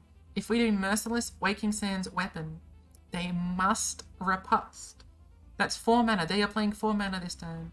And we're pushing in our entire board's worth of damage if they riposte to protect the Sivir. Now, they do get to protect the Sivir, and if they put a challenger on Sivir that has, like, some fear factor. In theory, there is some fear factor there. But it's not particularly scary of a fear factor. We do Waking Sands first. My thinking here from memory was that if they want to play Kaisar or something, or they want to play a unit and not hold up riposte, maybe stuff changes, but they're gonna hold up riposte all the time. But like, they're forced to riposte. They're forced to do 4 mana here. I know I'm like sounding like a broken record, and I'm sure the Prodigy, Mo, Tank Buster Scrim group tested this deck a lot, and they just think it's like the absolute nuts. But I'm guaranteedly pushing 10 damage here. If I'm lucky, I'm killing a unit. If they don't have, and by lucky I mean if they don't have riposte. Now they can like what? Single on like the 4-2 to get like a little bit of value. They play riposte, but like I struggle to give any F words. They play this, they probably want Challenger. Challenger is the best thing they can get. They can also get Overwhelm, which is okay. Which they get, but I'm not at any threat of damage. And if they play Kaisar, we've actually got like a pretty good turn for us with like rallies and stuff. As well as like this woman. Like if they play like Kaisar and like try and trade into our board, we can play Zalani and then we can play Ruin Runner, and then we just got like lethal with like damage stuff. Or like a pretty good chance of getting lethal. They do Merciless, so we can just Sivir for free without any care in the world. They can Rite of Negation this, but if they Rite of Negation this, again, we've just got so many forms of like dealing damage, like by developing the 2-1. So let's actually go through this, because this is what I was thinking in my head. And this ends up being similar to what ends up happening. We do this. They Rite of Negate. They kill our Sivir with their unit, and they offer this trade. Or maybe they don't offer this trade, but whatever. They kill our Sivir with this unit. If they offer this trade, we just take it. Or we do the trade. I don't remember, but I think it might be that we take it. Okay. Our board has this unit, and this unit. And their board only has these units because they play Rite of Negation. We develop the 2-1, and we put this on this. If that is the case, we have a 4-strength unit, a 4-strength unit, a 2-strength unit, and a 1-strength unit. This 1-strength unit pulls this Sivir. So we've got 2 2-strength units and a 4-strength unit, and two 4-strength units and a 2-strength unit. This unit actually has 4 strength because of the Absolver. So if they Rite of Negation this, they can't develop any more units, and they've only got 7 mana next turn. We can put this on this, we play this, we've got this, and we hold up Rite of Negation. So, we're threatening 12 damage next turn. They can block with something to make it down to 8, because we're pulling this again, and then they have to play a single or a concerted.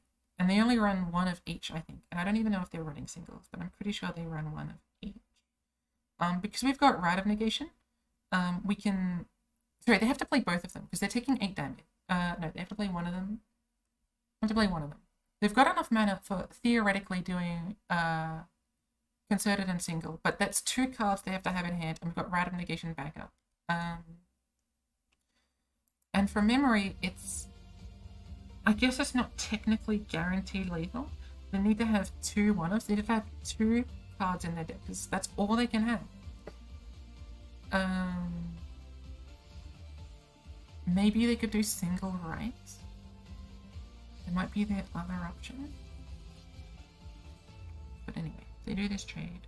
Oh no, sorry! Sorry, I completely forgot. Rite of Negation costs a mana gem. Sorry.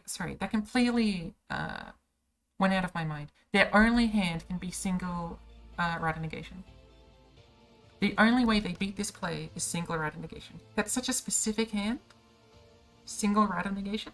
That from memory, I win the video game. And this is me doing that math now.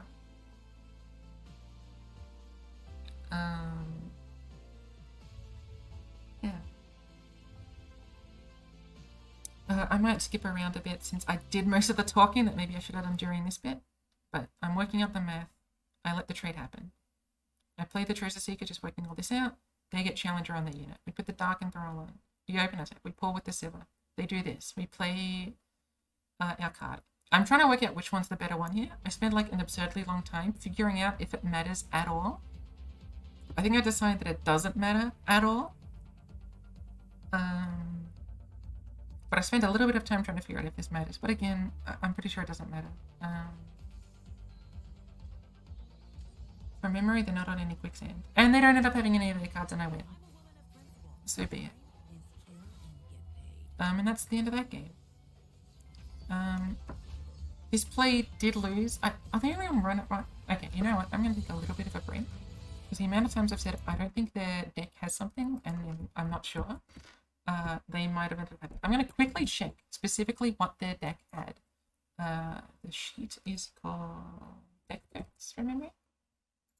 Okay. I'll open up the sheet. Give me a second so I can be sure about what I'm talking about. Open up Prodigy's decks because they're all the same. Sivir Kaisar is on 1 single combat, 3 Cataclysm, 2 Riposte, 2 Rite of Negation, 1 Concerted, 1 Aegis, and 1 Heedless Resurrection, as well as a bunch of units. Yeah, so they would end up have 2nd Rite of Negation plus single combat to win. That's low odds, and I had a pretty good chance of winning the video game. That's why I did that. And then we've got Monkeys versus Sivir Kaisar. In the scrims, it pretty much came down to get ThChEm or lose. Your aggressive game plan isn't enough because you don't have that many aggressive units. Like you've got the Butcher and the Taskmaster, and that's about it. And so I'm pretty sure I full mulligan because I just want this ThChEm. Now there's an argument to keep Monkey Business because it can be tough to flip ThChEm without Monkey Business, but you just want ThChEm.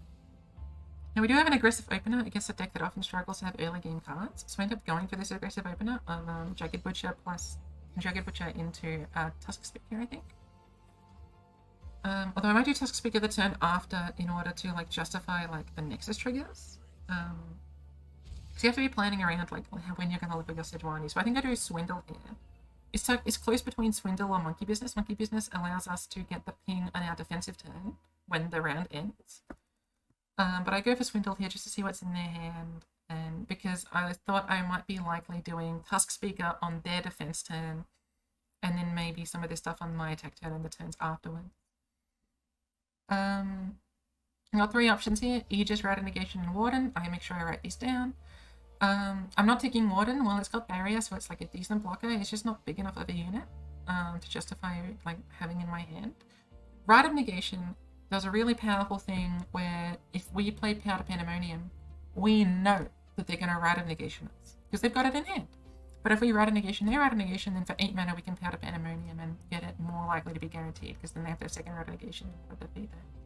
You can also take Doral, Aegis, have big blockers, have a Challenger unit to kill like their Sivir or their Kaisar. If it's not flipped yet, it's close in my opinion between Aegis and Negation, but I think I take Negation here. Because Aegis can, like their units, because they're running Swinging Glaive and stuff, their units are going to end up being big. That's why I end up deciding that Aegis may not have the time or the opportunity to be played favorably anyway. And Doral is a very expensive unit to be playing in turn 5 when they can be doing lots of powerful things. We play Tusk Speaker here to get the Nexus trigger. I debate in myself whether I want to let them pass on me. Because if they trade into the 3/3, that's better for me. But if I play Tusk Speaker, then they can pull the Tusk Speaker. I can do this block, which is fine, but they're going to pull the Tusk Speaker, and maybe they don't, like, the other thing is, like, Make It Rain, right? Like, they might not pull it if we're threatening Make It Rain, but they might not pull the Butcher if we're threatening Make It Rain, but they're definitely going to pull the Tusk Speaker if I am, but they end up just doing this, which is understandable. We've got like some form of attack here. It's not great, it's just okay. Like we can put in 5 damage, which we go for, try and kill this unit so it can't get copied by Kaisar, but they end up just taking it, and our hand is awful. If we had a ThChEm, this hand would be pretty good, but our hand is pretty bad. I'm checking if Kaisar is flipped. And I'm going through like LOL Master Tracker right now to see if Kaisar is flipped. They've had Formidable, Challenger, Scout, Tough. Kaisar will have Quick Attack. So from memory, they just need one more keyword. Oh, and they had Barrier, so they've had Barrier. So Kaisar is flipped at the moment when they play it with the Quick Attack, right? That's what I'm thinking in my head. Here you're going to see what I think is the biggest misplay of the tournament. It's not that I didn't Harpoon now. It's what I decide to Harpoon next turn. They play Kaisar. Kaisar is flipped. Now, I'm going to try and justify this play. I don't think I'll do a good job of it, because I think it's a very difficult play to justify, because I think it's just wrong. But let's go through their deck. They don't run any buff spells. I can kill Kaisar right now. I can do Harpoon plus Parlay on the stack. It needs to be on the stack, because if I do Parlay and then Harpoon is cheaper, and then do like the other Parlay, they're going to be tough on their Kaisar, and it won't go through. So I can Harpoon Parlay on the stack. It also allows me to trigger Plunder, because Parlay is slow speed, will go after the Harpoon, and it'll hit the Nexus with how Parlay works. I can kill Kaisar if I want. And the only way, because they're not holding it right on negation, the only way this is punished is through Heedless Resurrection. They've got Heedless Resurrection, they actually have lethal right now. If I go for the Kaisar kill.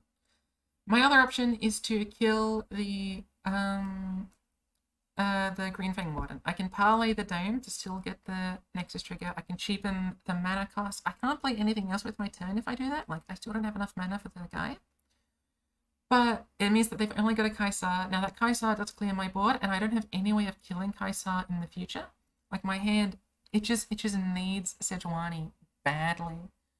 But I don't have any way of killing Kaisar in the future if I do that. If I kill Kaisar and they don't have Healers, they can still attack with this a fair few times, so we can block it once and then try and get something from their deck with our Nab card, or just try and like threaten some sort of board presence. I can also play this and just try and pull something, and also it just allows me to block down. I can kill this, but those are like the main plays. The main play is choosing whether to kill the Green Fang Warden or the Kaisar. I end up choosing to kill the Kaisar. If they've got Heedless Resurrection, they win the video game. If they don't have Heedless Resurrection, I have a higher chance of winning the video game because it buys me more time in order to draw my Kaisar. Sorry, draw my Sejuani, right? I need Sejuani to be able to just stuff up how their game works. Or, honestly, they're so low, I could probably find a way to win with Powder Pandemonium.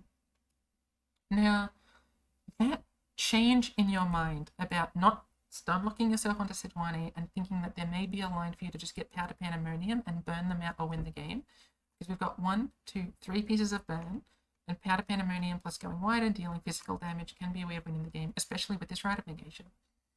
If we kill this guy, it means that we're playing around Healer's Resurrection, and when they do this attack, I'm only taking 6 damage. I'm only taking like 1 damage because of the spam ping thing.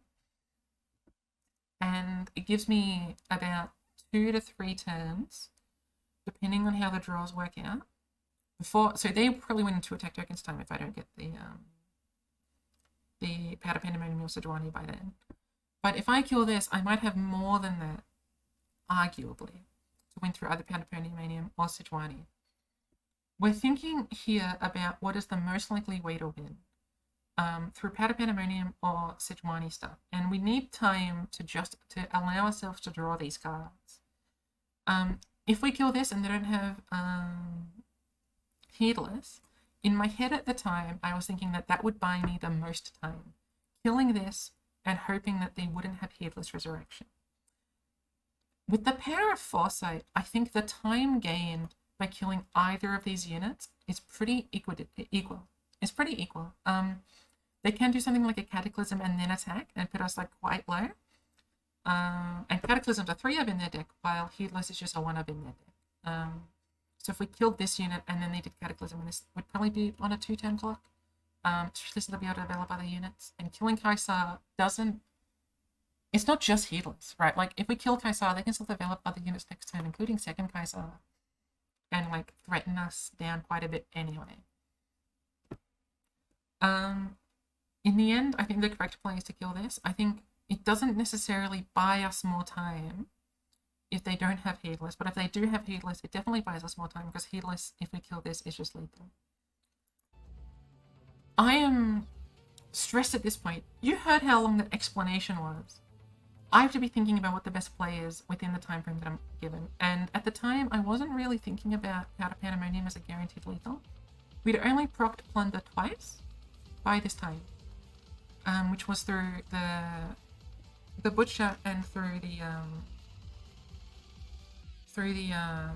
Swindle. In addition, it's hard for us to afford both Rite of Negation and Powder Pandemonium in a good time frame when you're also considering that you want to play Yordle Grifter and hit them for burn damage and make sure you're blocking favorably without just like picking all your damage that you can.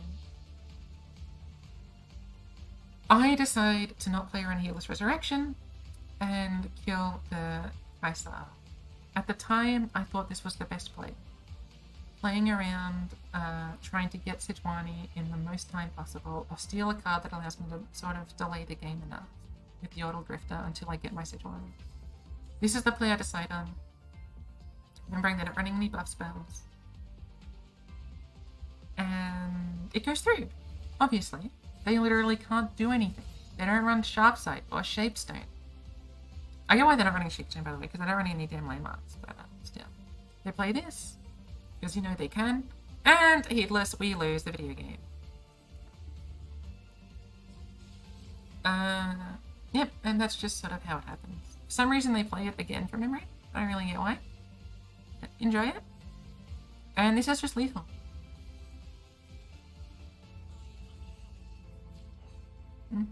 They deal 9, they've got 4 positive keywords. This is lethal.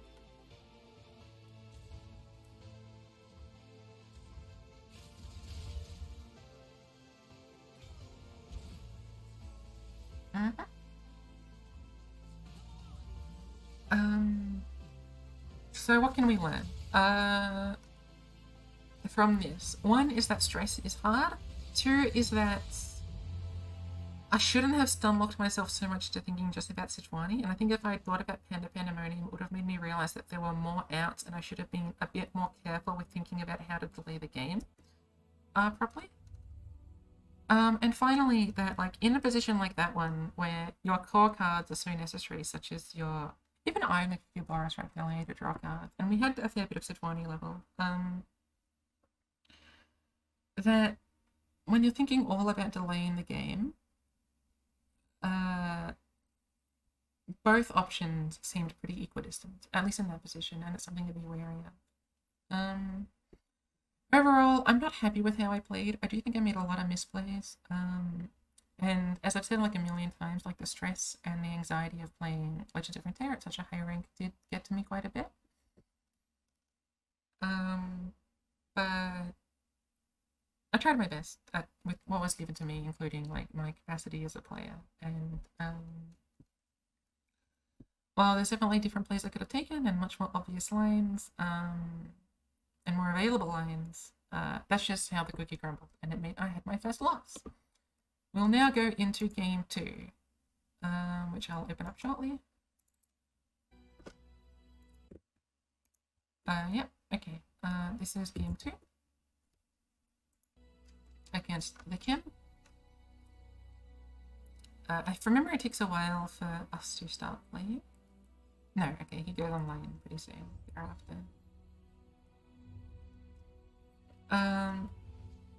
All I remember about ThChEm is one particularly soul-destroying misplay that I think has formed a core memory in my brain that I shall never forget for the rest of my life, for it is just an absolutely abhorrent misplay that is not becoming of a Worlds qualified player, in my opinion. We put our decks in. We hit the confirm button. Now, I don't exactly remember what ThChEm was playing. I remember one of the decks because it's the deck that I make that absolutely abhorrent misplay against. I presume they're doing Red Gwen, Vayne, and something else.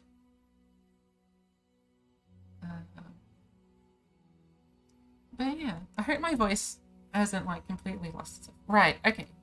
It's Heimer Jace, Surge Elusives, and Fura Gwen Vein. We're banning Surge Elusives, it's the hardest deck for us to deal with.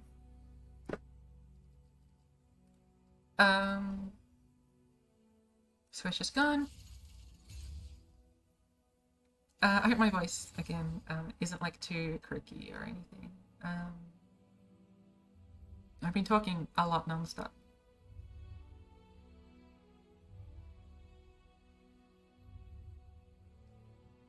But here we are against the game. I'm deciding between Sivir Akshan and Gwen Katarina. I decide Sivir Akshan. And we run into Heimer Jace, which should be a good matchup for us. Not like phenomenally amazing, but it should be pretty decent for us. And this is a pretty good starting hand. Treasure Seeker and Akshan just allow us to put a lot of pressure on. Quicksand isn't great, but it's only a 1-off, remember, so it's not going to be as bricky as normal because this deck doesn't really have anything to do on a Quicksand except maybe a Jace. So we're able to put a lot of pressure in here. No Shapestone and no Zalani means that Akshan is likely to die to a Mystic Shot or a Quietus. But because we've got the Sharp Sight, I decide to play around Mystic Shot and Quietus by doing Akshan on turn 3. If they Mystic Shot or Quietus, we can just put the Shapestone on the Sharp Sight on the Akshan, and that way Akshan isn't just unnecessarily dying. Especially since we're threatening nearly the same amount of damage. They don't have biologies in that spot. Rider Negation is great in this matchup, so I'm really happy to have drawn it here, and Single Combat has a lot of good things that it can go into.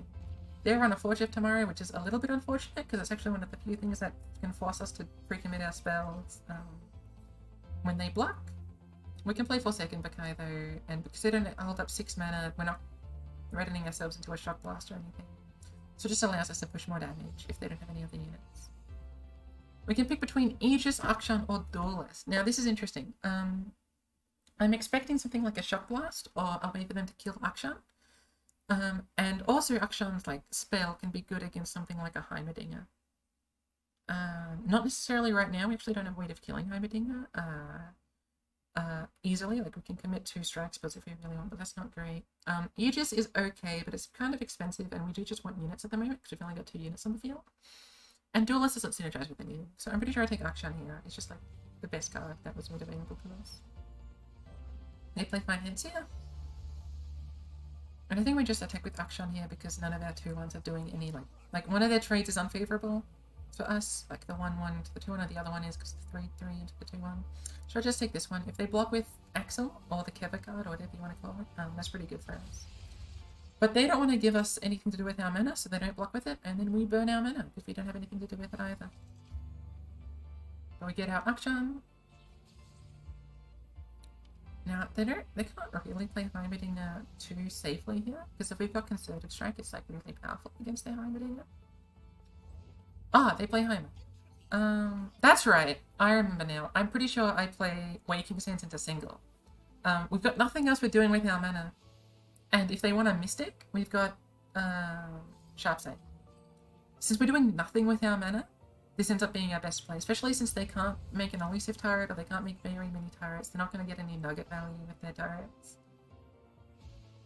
So this just puts us in like the best position that we can get with our hand at the moment, which isn't a phenomenal position to be in, but it's our best position that we've got access to, that we can do with this card and this hand and our mana. And we've got no other proactive plays. Like if we had a Ruin Runner in this position, it would be great. We could threaten some damage, we could do the single anyway, and some other good things. This is our 1 single combat though, so we've got no more single combats left in the deck.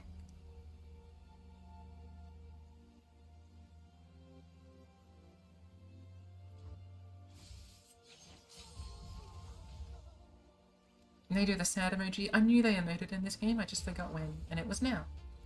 This attack is pretty good for us. We can trade into the 2-1. I'm happy with that trade. I'm pretty happy to see this. Take 3 damage, I don't care too much. I can do the Sharp Sight block, but I decide to keep my Akshan around. It's not the worst block considering we get the Akshan trigger, we get the, from attacking we also get the trigger for targeting, and then we can replay the Akshan. But the Vagabond here is great. It means we can pretty reliably flip Akshan, and if they kill Akshan here, we actually don't really care too much. just because you got the other action. Right? We do this. I think they end up vengeancing Akshan. Just so that we can't get the landmark happen too soon. No, the Hex Obliterator, which is fine for us. They spent 6 mana on a 2 mana card. Or 4 mana sort of, because we did the sharp side, but I'm pretty happy with this considering we're still flipping the landmark this turn right now. We don't have to do it this turn.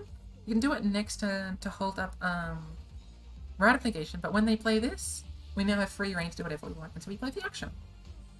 And this puts us in a great position, having the landmark, having the second landmark counted down, counting down, we have the first landmark in our hand. We've got the Rite of Negation, seal the hole up against anything, and because they're low on mana, we feel great about it.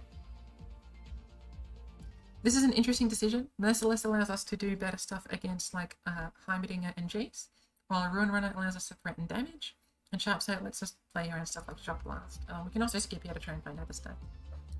Now we should be wary a little in the fact that we've only got like not that much power in it on our board, and so I'm pretty sure I passed here to look for a Sivir or something a bit more powerful. In retrospect, I think a Ruin Runner was probably like one of our better draws, so maybe it was better to take it. But I think I was also scared of like Heimerdinger or Jace, and I thought I may have wanted to concert it in.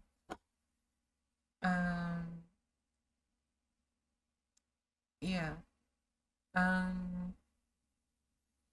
So that's why I end up going for a skip, because I think I wanted Cataclysm or Concerted, and I just didn't get it.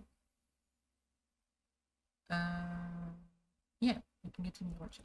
Sorry, I got a call, and I wanna, if I can, I want to avoid editing in any way, shape, or form. That's why I used a Google Slides.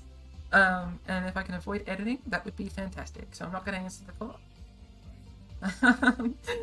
Because I'm just that lazy that I just don't want to edit. I'll get Bright Steel though, which actually is really good in this position specifically to avoid them smacking us for a lot of damage. I'm debating here whether I want a Merciless or not. If Merciless is more valuable for a Heimerdinger or not, or Heimerdinger or a Jace. The issue with Merciless right now is that if I keep it, I don't know when I'm playing it. Because I'm probably trying to open attack here so that I don't get any slow speed spell hits. And if I don't open and instead I pass, they pass back and attack us, and we're starting to lose our board. And I'm not comfortable with losing our board that easily, right? Like this Forge Worker has changed everything about how this board looks. And from memory, I decided to play Merciless just so that I can take control of the board, so that I don't need to, so that I can do more aggressive passes later. Was my thinking of playing Merciless here. Now it's close. Merciless is one of our best ways of dealing with Heimerdinger and Jace. Oh, I decided not to. Interesting. I guess I decided to open attack anyway, and we draw Heimer. We draw Concerted. Now that we draw Concerted, I feel a lot happier to do Merciless here, because now we can just Concerted a Heimerdinger or something. But I hope even if I didn't actually do the play that I thought I was going to make, like talking at least through like what was going in my head is at least somewhat valuable to people, especially if they're not familiar with Sivir Akshan or the other decks that I'm playing. I'm hoping that talking through my lines can help explain why I do certain things. They play Vengeance here. I am debating whether or not to Rite of Negation or not. Rite of Negation allows me to kill the 4-1, which is pretty valuable, but it'll have Vulnerable for the rest of the game anyway. While Rite of Negation can kill their like 1 of Ruination, as well as stuff that can get off Fairy's Financier. So I decided to keep my Rite of Negation in case it's more valuable later. Is this the correct play? I'm not so sure. But at the time it felt correct. No, draw 3rd Akshan, because something is good at video games, because I draw cards. Just play Akshan here, to count down the landmark even more. I play Dawning Shadow, and then I decide to get rid of this one. Just because this one is a stronger card, and it means that they can get a more favorable attack if this one goes through, because all of our units will have no strength.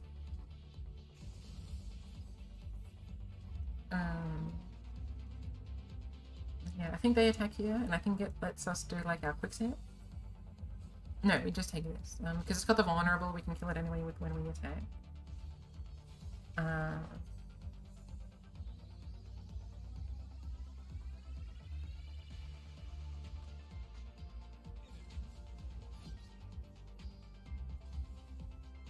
We just do this. We can put fearsome damage through and kill that unit that was vulnerable for so long. They play Heimer, so we just have to like immediately. Oh, sorry, we're not going to immediately conserve because it loses to a vengeance on this unit. If we play Ruin Runner, the concerted is guaranteed. That's the reason why I played Ruin Runner here. Now they can do like a shock blast and get value.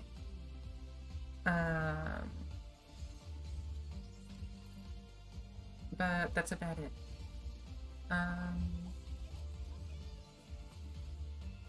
I end up deciding to play Concerted Strike to kill the Heimerdinger. It also allows us to put our landmark like in some sort of like reasonable quality.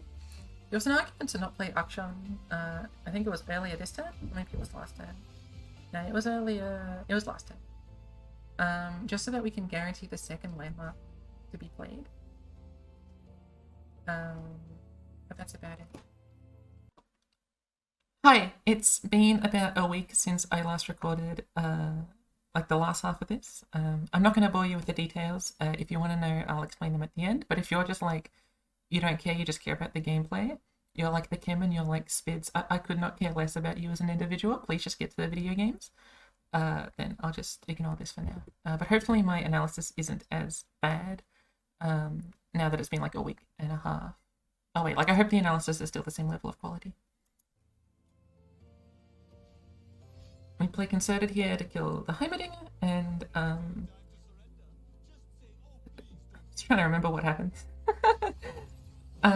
They end up killing the Ruin Runner with like the classic like Vile Feast Vengeance that they have to use to kill Ruin Runner, which is why the card's in the deck, right? Like forcing them to spend all these pieces of removal. Although since they have the Heimerdinger, like they're still getting like a decent amount of value from this. But it also should be seen as why it was important to develop the Ruin Runner, right? That because if we didn't develop the Ruin Runner here, they would have actually been able to keep Heimerdinger alive, because we would have had to target with like Akshan and the 40. We get the landmark, and like we can do the draw 2 here, which is pretty nice. Like it allows us to do that out value plane, and like they've been bricked for like a fair bit of the game, so being able to have that in our back pocket is pretty valuable. And we use our quicksand here, finally get something to do with our quicksand now that they've got like an elusive thing for us to deal with. We block like this. It's an argument to switch this woman with this woman to play around like Vile Feast and stuff, but I think we've seen enough Vile Feasts in the game that we don't have to really worry about that as much. And getting rid of this is the only way we can like block the fearsome, right? And being able to get the Akshan landmark is pretty good, which is why I'm blocking like this, and it also means that Akshan's protected from the Vile Feast. But they end up playing another Vengeance, and this one they got off the Flash of Brilliance, which isn't great for us. But we still make the best of our situation. We the draw, and we don't actually get that much. Revival would have just given us Ruin Runner, which isn't bad. Like, it's not bad to get Ruin Runner here, but we only drew the Rally Lights post facto, right? So I don't know, it was definitely a line, but and like maybe it would have been, the thing is like it's more consistent, but it might be less winning. There's so many ways that getting the Ruin Runner doesn't allow us to win the game, while at least drawing can allow us to win the game. Like look, they had Jace, right? If we had Ruin Runner, we still wouldn't be beating a card like Jace. Not really. So, I don't know, I think you have to go for like a Sivir or another Akshan or something like that that allows us to like continue pushing damage in.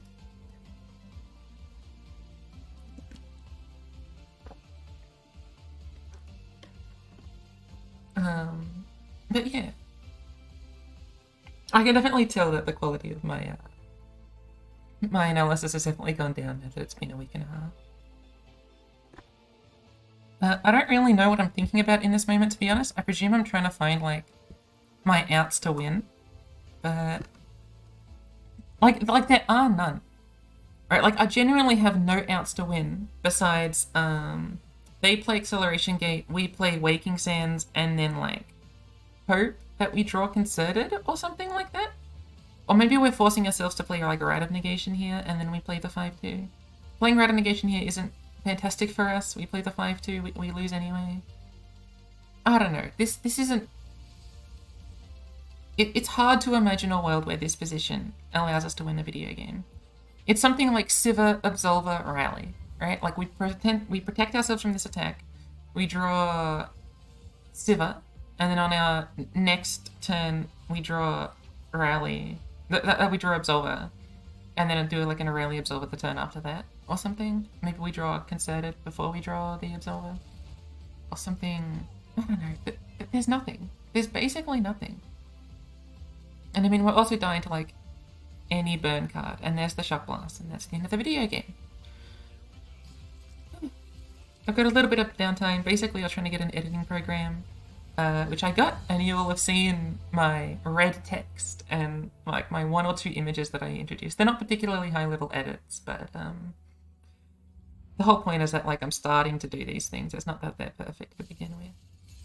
But now we've got now we're fighting Fiora Gwen Vayne, and they didn't ban Red Gwen, so I'm gonna do Red Gwen into Fiora Gwen Vayne. Since it's been like a week and a half since this happened, I genuinely could not tell you a single thing that happens in this game. I've not even really played Legends of Runeterra outside of the Foundation's Gauntlet. So like my memory is like a bit aloof on everything about Legends of Runeterra. I've been playing a lot of Hextech Mayhem. But I'm just looking at this hand, and this hand looks great. Genuinely. Gwen is fantastic. Like, if you can get Gwen, you're sitting really pretty, I guess, especially against these mid-range decks that, like, you're forcing them to do more than just a challenger. A challenger won't kill Gwen. None of their challenges are big enough, so you're forcing them to do something like a Concerted or a Fish Fight or a Single, and that's, like, a great position to be in. I was tempted to keep Vengeance. As you saw, I was sort of, like, clicking on and off about Vengeance. I really wanted a Hollowed unit. Without a Hollowed unit, this deck can struggle quite a bit. And while Vengeance is absolutely fantastic, especially against Demacia, I think drawing early cards would have been a little bit better than Vengeance, and thus I kicked the Vengeance. And you can see we've drawn, like, if not the absolute nuts, something akin to that of nuts. We drew a 1-drop, 2-drop, a 3-drop, and a 4-drop, and we drew both of our champions. And getting the Ruined Reckoner allows us to also like push a bunch of damage in. I know since Worlds there's been a lot of rhetoric about like should we nerf Red Gwen and what to nerf in it. One of my hot takes is to nerf Ruined Reckoner. Just like remove a stat point from Ruined Reckoner. Is that an audio? Or is my sound just low? My sound is just low. I really hope that you guys don't base your sound off my sound. I hope it just records the sound here within. We play Katarina here. If they want to do a strike spell, I am like all for it. Look, they do Cataclysm. This is amazing for me. They spent 5 mana to kill just a Katarina. And we're still able to push damage in. They don't have any board developed as a mid-range deck. Like, their deck is all about board-based game plans, and they don't have a board at the moment. And they wasted a Cataclysm, which is one of their best pieces of interaction that they could be having in their deck. And because we've got something like a Gwen, Boisterous, and Ruined Reckoner, like, our hand is feeling really, really pretty, and theirs isn't. I actually take the block here, the pass here. I'm trying to figure out why I would do that. It's for Fiora. What I want them to do is play Fiora here. If I play Gwen, they play Fiora and have a guaranteed kill on Gwen without ever any risk, right? I can't protect Gwen in any way, shape, or form. I guess I've still got the analysis within me. So that block is just pretty necessary, I find. And now I can just play Gwen this turn anyway. There's no real harm done. I play Host first just to see if they do anything funky. My expectation is that they play Fiora anyway, especially since they were threatening Fiora last turn. And I'm not really doing anything with the extra mana, right? So I'm always playing Host this turn anyway to push damage through. There's no reason for me not to play Host. So if I'm going to be playing Host anyway, I may as well do the weakest thing I could play before the most expensive thing I could play. They play Quinn. Quinn is great. I've got Vile Feast to deal with stuff like Valor. And Quinn isn't a particularly threatening unit. Now they can do something like a Cataclysm here to get a rally. They go for Dark and Aegis, which I'm fine with. Now, it should be noted that I don't have a stack of Hollowed, but because they play Golden Aegis, Dark and Aegis, I'm going to presume that they didn't have a 1-mana card. So I can Vile Feast here, make sure that Valor never stays alive, and push 1 extra damage, right? Like, they're never going to be blocking the Vile Feast, they're always blocking Gwen here. I'm fine if they block Gwen. Like, Gwen will come back with the Harrowing anyway, it's still pushing 2 damage, and forcing them to block Gwen means they're not blocking any of my other 6 damage worth of strength. And they're at 9 HP in a deck that, they're at 9 HP as a deck that can't deal with Harrowing. who has given me a Katarina and a Gwen in my harrowing pool, as well as having both Reckoners in hand, which can also go into the harrowing pool. Now they've played Arc and Harp, but we're able to make Harpy not able to block, and because we've made Quinn not able to block, and because their Harpy has to attack us, we can also just like get our Reckoner back, and by them having the weapon on the Quinn, they're also never going to get that weapon back until we kill Quinn, and so we're just able to threaten kind of an inordinate amount of damage. We've got the Risen Reckoner, we've also got the Ruined Reckoner. We're able to make both of these units unable to block, and that's like what they've spent 13 mana on these units, and they can't block. Right now, we've spent 2 mana to kill the Valor and like a little bit of mana to do the can't block stuff, like 7 mana to do the can't block stuff. But it's just absolutely bonkers the amount of threat they're able to put on.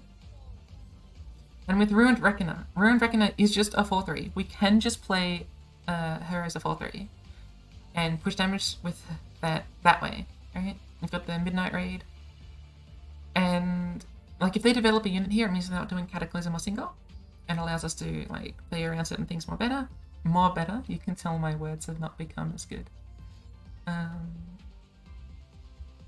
And I don't know. I just feel like this is an absolutely phenomenal position to be in.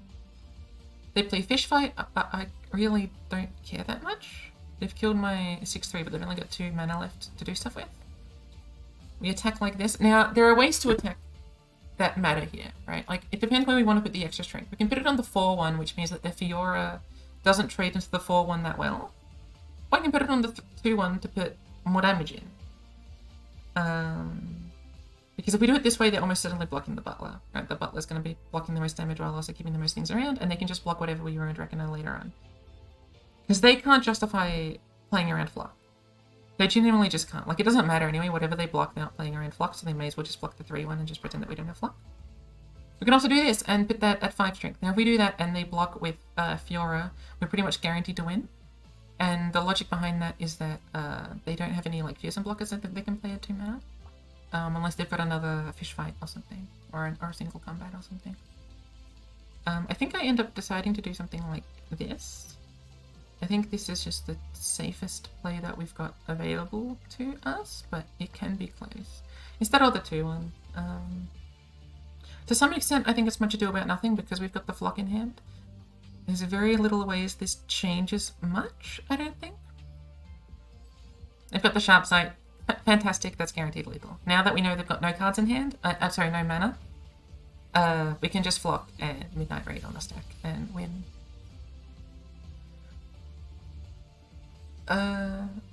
Yeah, I do think they should have banned their stack instead of Monkeys. I know why they banned Monkeys, they probably hadn't screamed into it, and Sejuani can be scary.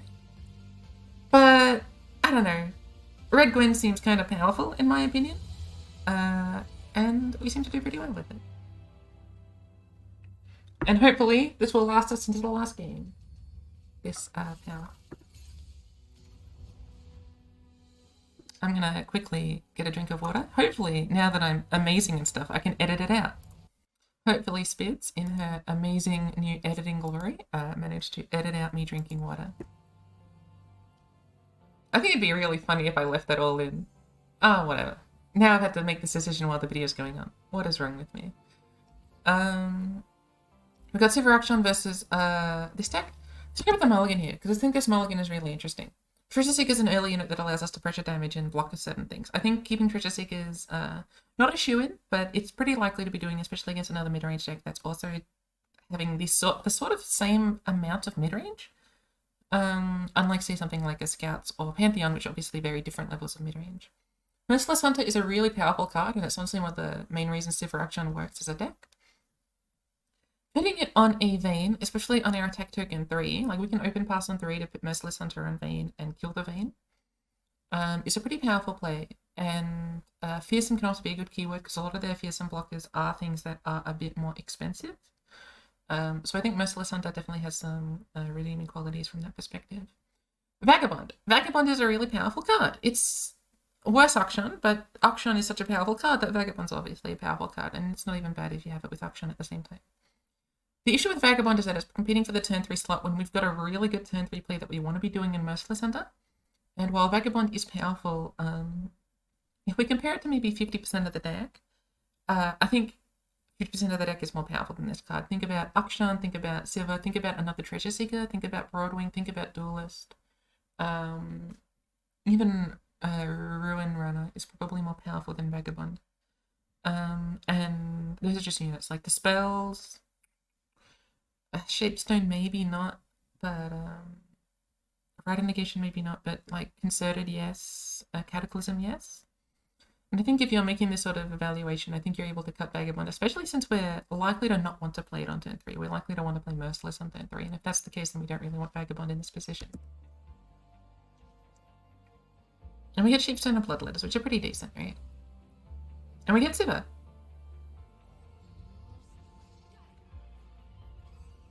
They don't have a unit. I genuinely don't remember how this game goes. Sorry, I remember how it ends, because I know what happens in Worlds, but I don't remember what happens in this game. They played the Broadwing. I presume we played Dark Bloodletters so that we can trade into the Broadwing if they decide to attack, and allows us to open and do stuff with our damage. I don't know if we decide to play Merciless here. Maybe we decide to play Merciless? No, we pass. We pass to do the Vayne thing, right? But they end up playing Castaway, which means we're probably just going to play Merciless anyway to be able to develop the board a bit. It's hard for us to justify not developing the board when our hand only has 3 units, right? If we're passing here and they end up going wide, we're going to be in a really awkward position in terms of our units. And we're able to push 4 damage in guaranteed with the Merciless unless they do Fish Fight here, as well as pull the 4-2. Now, this play is probably a little bit too bad into Fish Fight, but they didn't have Fish Fight and we're able to push a fair bit of damage here, as well as get our Dark Enthrall, which is important. Dark Enthrall beatdown is a genuinely really important thing that we can be doing. And so, as well as like getting Zolani back into our hand and a thing to scry for Zolani. They play Tracker. I pass because I don't want to give them my Sivir. Okay, I played Bloodletters to get the 4 unit. I think it's much ado about nothing. I doubt I'm playing Shapestone this turn. Since I doubt I'm playing Shapestone, I don't think I really need to keep up Shapestone mana. Putting it on the Merciless Hunter, I think, is really cool. It allows us to get another 1/1, and because we've got 2 Bloodletters in hand, it's not impossible to imagine us having a situation where we want to be able to play 2 4/3s. And having the second Bloodletters here, really, like, they can't pull the 1/1 for free now, which is why I did that. And we don't need to be playing Sivir this turn when we can play something like a Broadwing this turn into a Sivir next turn. At the moment, they don't have any really good trades. There's nothing they can really do that trades that happily for them. They obviously don't have to kill the 4/3, but we're going to be, if they trade the Merciless Hunter, we're going to get the 1/1 back to turn into a 4/3. And the 4/3 will be putting damage on. Like, they're at 14 HP. Will they take this 4 damage? Maybe, but can they take it for 2 turns? Probably not. And we get the Vagabond here, which is good, because we've got the double Bloodletters, which means that we can do the sort of chain, where you count down the landmark like twice a turn, which is a powerful play. Inordinately so. They play Combat Cook, who, as far as I can tell, doesn't know what they're cooking up. They just seemingly don't really comprehend what they're attempting to cook up, but, you know, I'm sure they're trying their best. But we're threatening a fair bit of damage here, and there's not too much they can do. Since it's been so long, I'm not going to make any claim like they don't have Sharp Side or Single or Fish Fights left in their deck. But, like, this is clearly a 2-mana strike spell. There's very little this could be except a 2-mana strike spell or another Valor. Yeah, so they kill the Broadwing here. And that means we can attack with everything with no harm. Now we can pre-commit the Shape to threaten lethal. I think that's a short-term thinking. I doubt they're ever fully taking this damage because they're going to be dying to Absolver and stuff. I mean, honestly, getting them the weapon back from the Combat Cook is honestly probably better for them than keeping the unit around. But we now have the cycle of the Vagabond and the Bloodletters. I would say that in this position, we're actually feeling pretty good to everything except a Harpy. And so I don't remember how this game goes, but I'm going to make an assumption here about what they're going to play right now. Wow, I sure understand this game. Harpy is extremely powerful and very scary. We need to play a unit to not die here. Or we can consider the Valor. Right, those are our two options, right? Because otherwise they just pull Sivir and we lose. Now we can play Waking Sands, we can play the 3-3, both of these are valuable. We can also play Shapestone in order to keep our Sivir around. So my memory of what I would... I'm not going to say my memory, because I genuinely don't remember. I'm just going to play as if I'm playing. And I think that the best play here is Vagabond plus Shapestone. We play Vagabond, it blocks the Harpy, they're going to pull Sivir with the Valor. We play Shapestone to protect Sivir. And then we might be playing something like the 4-5-2, or we honestly might just pass. Which is honestly not the worst idea in the world. Alternatively, we can play Vagabond but not block with Vagabond. Just play the Shapestone. And then destroy the weapon with Sivir, but let Sivir die. Alternatively, ×2, we can play Shapestone here, and then play Rally, and Sivir would have 6 strength. Now they would block with the Harpy, but the Harpy would lose the weapon, and then we would play Vagabond 5-2 next turn, or alternatively Vagabond plus Alani. I'm inclined to think that might be a stronger play. I think it's actually probably a stronger play to do Shapestone when they attack, kill the Valor, and then play Rally. And then attack with the Sivir, who would have 6 strength and be either putting them at 3 HP or having Harpy lose a weapon. The cons of that is that it does mean that we're sort of losing to like other Harpy hands. Or like maybe we open attack with Sivir a second time instead of developing the 3-3 and the weapons next turn. But then like Sivir would be starting to flip, and I'm almost certain that we would be able to get Zalani to deal more damage, and we've obviously got the Concerted and stuff to be a bit more defensive. I will say that this is a game that I honestly am embarrassed that I didn't win. I do remember things from this game now that I'm sort of, as the game progresses, like I'm gaining more and more memory. This is a game that I'm embarrassed that I didn't win. And I know earlier in the video I talked about like stress getting to me. This game, like if I don't win it, I'm out of the tournament. So the stress was definitely compounding in the space where my brain is supposed to be. But yeah. I do think that was a better play. Just looking at this now.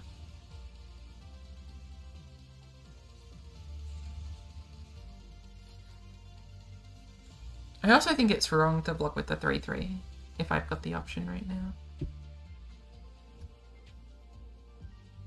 Just because I think blocking with Sivir might be better. Or I can block with the 3-3 on the next strike that they do, right? So I'm going to presume I don't block with the 3-3. Okay, at least I agree with that. I don't block with the 3-3 yet. Sivir flips.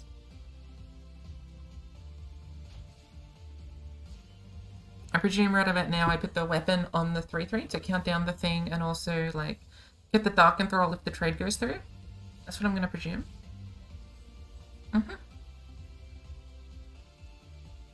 That makes sense to me. No. Thank God, Spidz. Not religious, but thank God, Spidz. Presume we do the block with the 4-3. We want to keep our Sivir around to give quick connect to everything. Right, I remember what happens next turn. This play haunts me in my... This play haunts me. I know exactly what happens. You would think drawing Absolver here means we can do Absolver plus Rally and win the video game. We've got Absolver plus Concerted. We've got so many ways to win. And this is the spiral that destroys me. So, let's see what happens. If I play Absolver, it is not lethal. because of the tough keyword. Right, so Absolver is not lethal right now. But because we have Absolver, I'm inclined to think it was correct to either pre-commit Concerted or play the 5-2 to threaten more damage, right? Like if we play the 5-2 here, what they play Dural in hand, and then we play Absolver and we win the video game, pretty much. It's hard to imagine a world where that doesn't win the video game. Alternatively, we can pre-commit Concerted to try and kill the Harpy. Now we can do Absolver plus Concerted on the stack, which should only lose to 2 pieces of spell-based interaction. Because remember, we've got Spell Shield on both of our units. And if we're thinking about their hand, I think we're trying to think about what sort of hands that we can lose to, right? So the hand that we might lose to might be something like single Concerted, if they're running single Concerted, or it might be something like Sharp Sight Concerted, or something like that. I remember my feeling of being in this position and thinking that I should be doing the Absolver, or I should be doing the Concerted. I should be doing Absolver Concerted, and it should be winning. And if it doesn't win, but there was at least one instance where it doesn't win. One specific hand state that it doesn't win in. That's what I remember. Now, I remember after the game, seeing this position and being like, I have lost my fundamentals, because if they had that specific hand, that means they played their hand out. They don't have anything in their hand anymore. And therefore we will probably win the game. And instead I just don't. And you'll see here, I don't go for Absolver. Absolver, I should clarify, is not lethal. If we played Waking Sands, which was almost certainly the correct play, just looking at this position, like if they develop a unit, fan-bloody-tastic. If they don't develop a unit, fan-bloody-tastic. We can do like Concerted if push comes to shove. Like we don't even have to commit ourselves to Absolver if they play something like another Harpy and their units are too big that Absolver isn't lethal even with their 5-2. But 5-2 is almost certainly correct. Instead, my play is Concerted. From memory, my play is literally solely Concerted during combat, which doesn't accomplish much and doesn't help anyone do anything. And Concerted, which is one of my only ways of killing Harpy, in a situation where I actually can kill or interact with Harpy without having to like necessarily use Concerted. Like there were ways for me to interact with Harpy last turn and this turn. Instead I just play Concerted on the stack, which I should have done before combat if this was my plan anyway. This Concerted's really bad. It loses to second Harpy just like abhorrently. Like now look at our hand without a Concerted in it. What are we doing against Harpy? If they play another one. Or like them going wide with challenges. Like we know they got a Dural in hand. I'm not happy with this play. One bit. One bit at all. I think that Concerted's one of the worst things we could have done. And I think Waking Sands, just looking at this from a backwards perspective, was definitely the more correct lane. They play Harpy. I remember being really upset. Not upset that they had Harpy, like this game is rigged. I hate the RNG. I can't believe they drew their most powerful card twice. I mean, upset as in it myself. For not keeping Concerted, for not playing properly, basically. And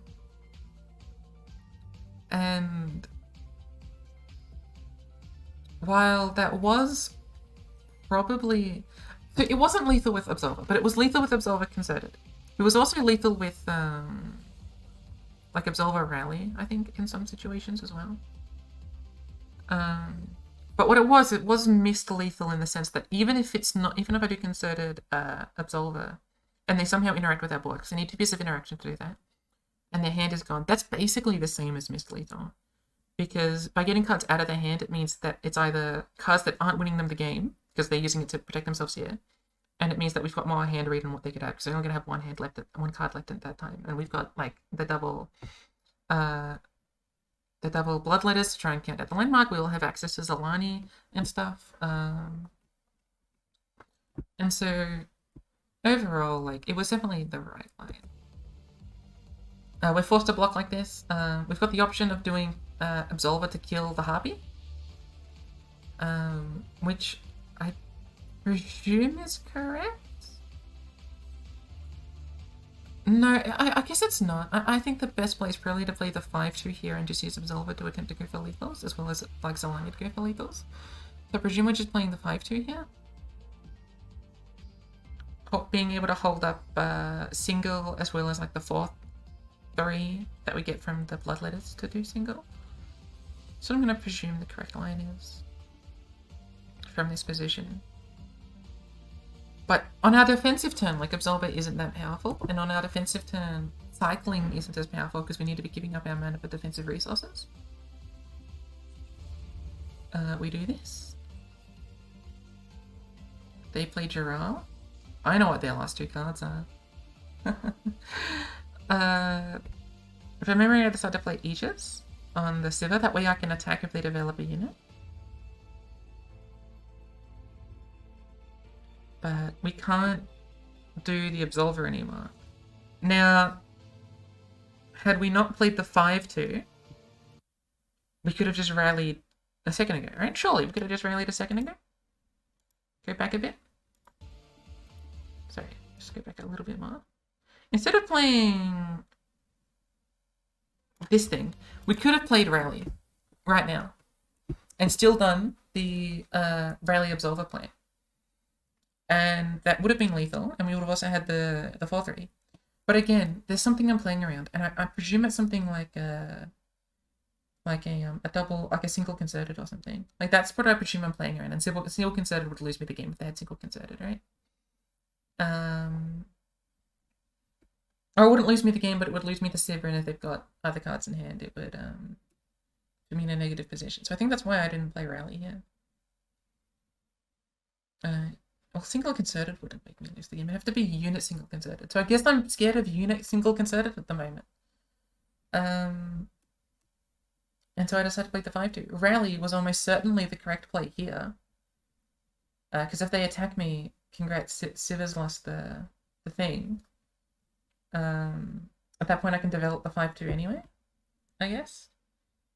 Like if I play Rally, they attack, they lose the weapon, I lose barrier. I've got the quick attack, I've got the 5-2, I can still thread an Absolver. Yep, definitely correct to do that. I decided not to for some insane reason. And I'm going to reiterate, as I know I've done a few times, I am in the absolute, like, pits of concern and anxiety and unsureness. When I say I lost my fundamentals, I really just lost the ability to understand what I should be doing in the video game. They play Vayne. I can't go for lethal anymore because I can't afford Absolver. I'm absolutely sure that in this position I should be pre-committing Absolver, summoning the 5-2 and attacking. Because I'm pretty sure if I do that, they lose everything except their Harpy, and then I just trade into the Harpy and win. Right?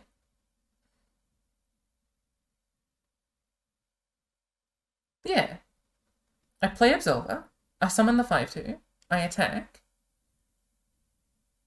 I can even put the Absolver on the Darken Throw if I really want to push 4 damage. And so they might have to keep Harpy back. At that point, we've got...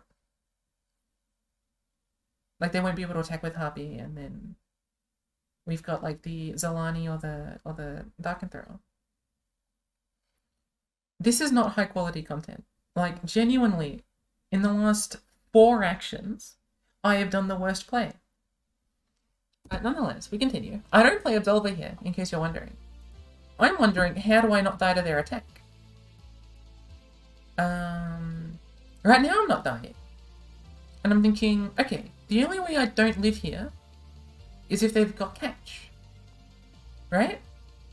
But if they've got catch, that's okay. I'll just play... Sorry. My thinking here is the only way I lose here is they've got catch. If they've got catch, I need to single right now. because Jural will make single cost 2 more mana. So if they've got catch, they just open, we block, they catch the fearsome weapon that gives +2 strength onto the Vayne or the Jural, and we win, and they win the video game. So if I want to play around catch, I should be playing single right now, and I think that's all that's going through my brain. That I'm so scared of their attack, even though my attack is really, really good. I'm stun locked. I'm like stun locked at page 6, and like pigeonholing myself on their attack. Fun fact: they've got catch in hand. Fun fact: I decide for some reason I'm not going to play around catch. Why? Who knows? I certainly don't. And, I mean, you should be able to tell by the fact that I went 0 and 2 that must have been what happened, because this game is clearly unlosable for me. And yet I still managed to. I would like to make a joke here, like, and I think that's beautiful in a way, but really, I can do nothing but laugh at the sorrow faced before me. Because this is just a game. Now, I will mention that I was ThChEm's only win. And that makes me feel, that increases the humor for me. Like, I think this is really funny, and all this does is increase the humor. And at the moment, and definitely for the day and a half after this, I was excessively upset. But I just think it's funny that the last 4 or 5 actions that I took are all just wrong. Now, I know this video has more time left. I'm pretty sure I spent this finding my nearest shovel and going to the nearest bit of dirt I could find and just digging a hole to put all my takes into, because I was all the takes were bad. But yeah, that's my Aegis game. I know it's a bit weird that the last half about ThChEm was like a week and a half late. I'll explain that in a little bit. But those were my Aegis sets. Do I think I played well? No. Do I think there's things you can learn? Kinda. Do I think this is good content? Not really. Am I going to upload it anyway? Yeah. And the reason I'm uploading it anyway is that I want to upload all my important tournaments, right? I'm not going to upload like Wednesday night Runeterra and like the local tournaments, right? When I mean local, I mean like practice tournaments, right? I will be uploading Aegis until we're knocked out of Aegis. I'll be uploading any seasonal that I play in. I'll be uploading any like next worlds if I manage to get into that, despite the abhorrent play that you saw up before you. But I don't want to just upload wins. I think that's like sort of disingenuous. Even if losses, I'm not going to say losses are less educational. That as a broad statement is wrong, right? Losses are just as educational as wins. But I think that when I lose, the reasons why I lose are akin to that of misplays rather than that of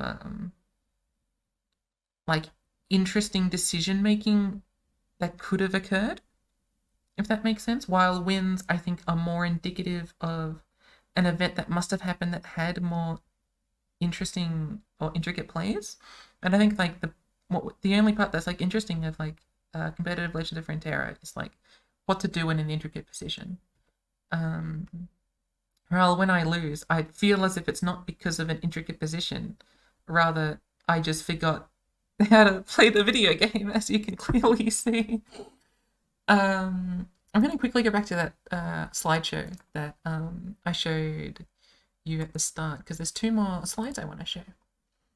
Let me quickly open that up. Yep. It's this slide. I want to go to this button. I want to go to this button. Fantastic. So that was that. And if you want to know what you can expect from me in future, as I said, there's a 100% chance that you'll get tournament gameplay for as long as I continue playing Legends of Runeterra. So that's the seasonals, the Aegis. If there's other competitive tournaments or formats that I end up playing in, for example, like the Foundations Gauntlet was honestly like a possibility for that.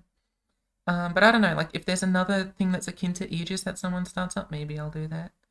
There's like a 20% chance that you see consistent lore gameplay akin to what of like Margin and ThChEm, aka the Goat, does. Where I spent an hour playing the video game on a deck. I explain my plays and then I upload it to YouTube.com. And then there's a 20% chance of just like non-Legends of Runeterra stuff that's like highly edited. That's more of like a passion project of mine. That's something that I want to try to do on like a personal level, but isn't particularly appealing, especially since the only reason any of you guys are watching me is because I play Legends of Runeterra. And by any of you guys, I mean like the 4 of you. And so, yeah, there's a chance that you might get that. I want to talk about quickly like why I'm even uploading these things to YouTube. Like, I can say what I'm gonna do, but I haven't really explained the why in any of my videos. Sort of like a level 1 explanation is that I've always wanted to try doing this on like a personal level. Like I've always wanted to give this a consideration. It's sort of my philosophy with like the teachers thing. Like a lot of students after leaving high school consider teaching as a profession purely just because they've had a lot of experience interacting with teachers, and that the amount of times you spend within a system gets you more intrigued as to try and get a profession within that system. Another comparison I do is for like in the 60s, like people wanting to be rock stars because the music industry was very omnipresent and prolific at the time, right? And was getting a lot of increased interest, especially in like the technological space. And so as like a young person who grew up with YouTube.com as like my go-to entertainment site, I think it's pretty common for people like my age to consider this as something they want to try. And so that's what I wanted to try. The reason why the quality isn't particularly good is that I've often got a problem where I try to perfect something upon first attempt. And this is me forcing myself to just make baby steps as opposed to trying to 100% everything, right? So the reason like the first 12 videos, which are just like the Aegis VODs, are just me recording myself and not doing any editing, is purely just because I wanted to get used to the process of recording and uploading stuff, getting used to the YouTube front end and back end, as well as talking about like, or getting used to how I want to speak about my VOD reviews and stuff, and just forcing them to actually be actioned as opposed to just being concepts in my brain that I never act on, and then when I do attempt to act on them, I try and get every single step perfect. So like when you saw editing in this video and it was just like red text with like an image box, that's sort of the point. It looks amateur and it looks like baby's first editing project, but at least it's something. And if it wasn't that, it would be nothing, right? I just wouldn't end up uploading any of this. And so I hope that makes sense as to why I'm still uploading this as the quality level that they are, despite a lack of actual like visual appeal or whatever. I hope that makes sense. I want to give a couple of thanks before I send off this, what might end up being like an over 2.5 hour video. I want to give a thank you to Anymore for being my marine scrim partner and helper throughout everything LOR, in terms of tournaments, in terms of like Wilds prep and Aegis prep through the past year, despite being dead for about 4 days. I want to give a thank you to Donut and Jansports for also scrimming particularly for this tournament and talking lineups, and for justifying techie cards such as the lack of the elites, and for the Forsaken Vakines of Akshan, as well as being on the Ruin Runners as opposed to like the Bruisers and all that sort of stuff. I want to thank Morpies and Fake Hero for being great teammates and helping me become a better tournament player throughout the past year. Like a Mega LC isn't just like me and anymore, it's also got Morpies and Fake Hero in it, so I want to give thanks to them. I want to thank Aroma for introducing me to lore, being based. I don't know why I wrote that, but okay. And above and beyond being the most amazing partner in the world and supporting me through my inane hobby of being a casual tournament player in the video game. If someone besides the 4 or 6 people watch this in its entirety, thank you as well for inflating my numbers and thus my ego. Ego. Okay, that's all. Thanks for watching. Time to rewatch all of this so I can get back into the process of learning how to edit. Bye.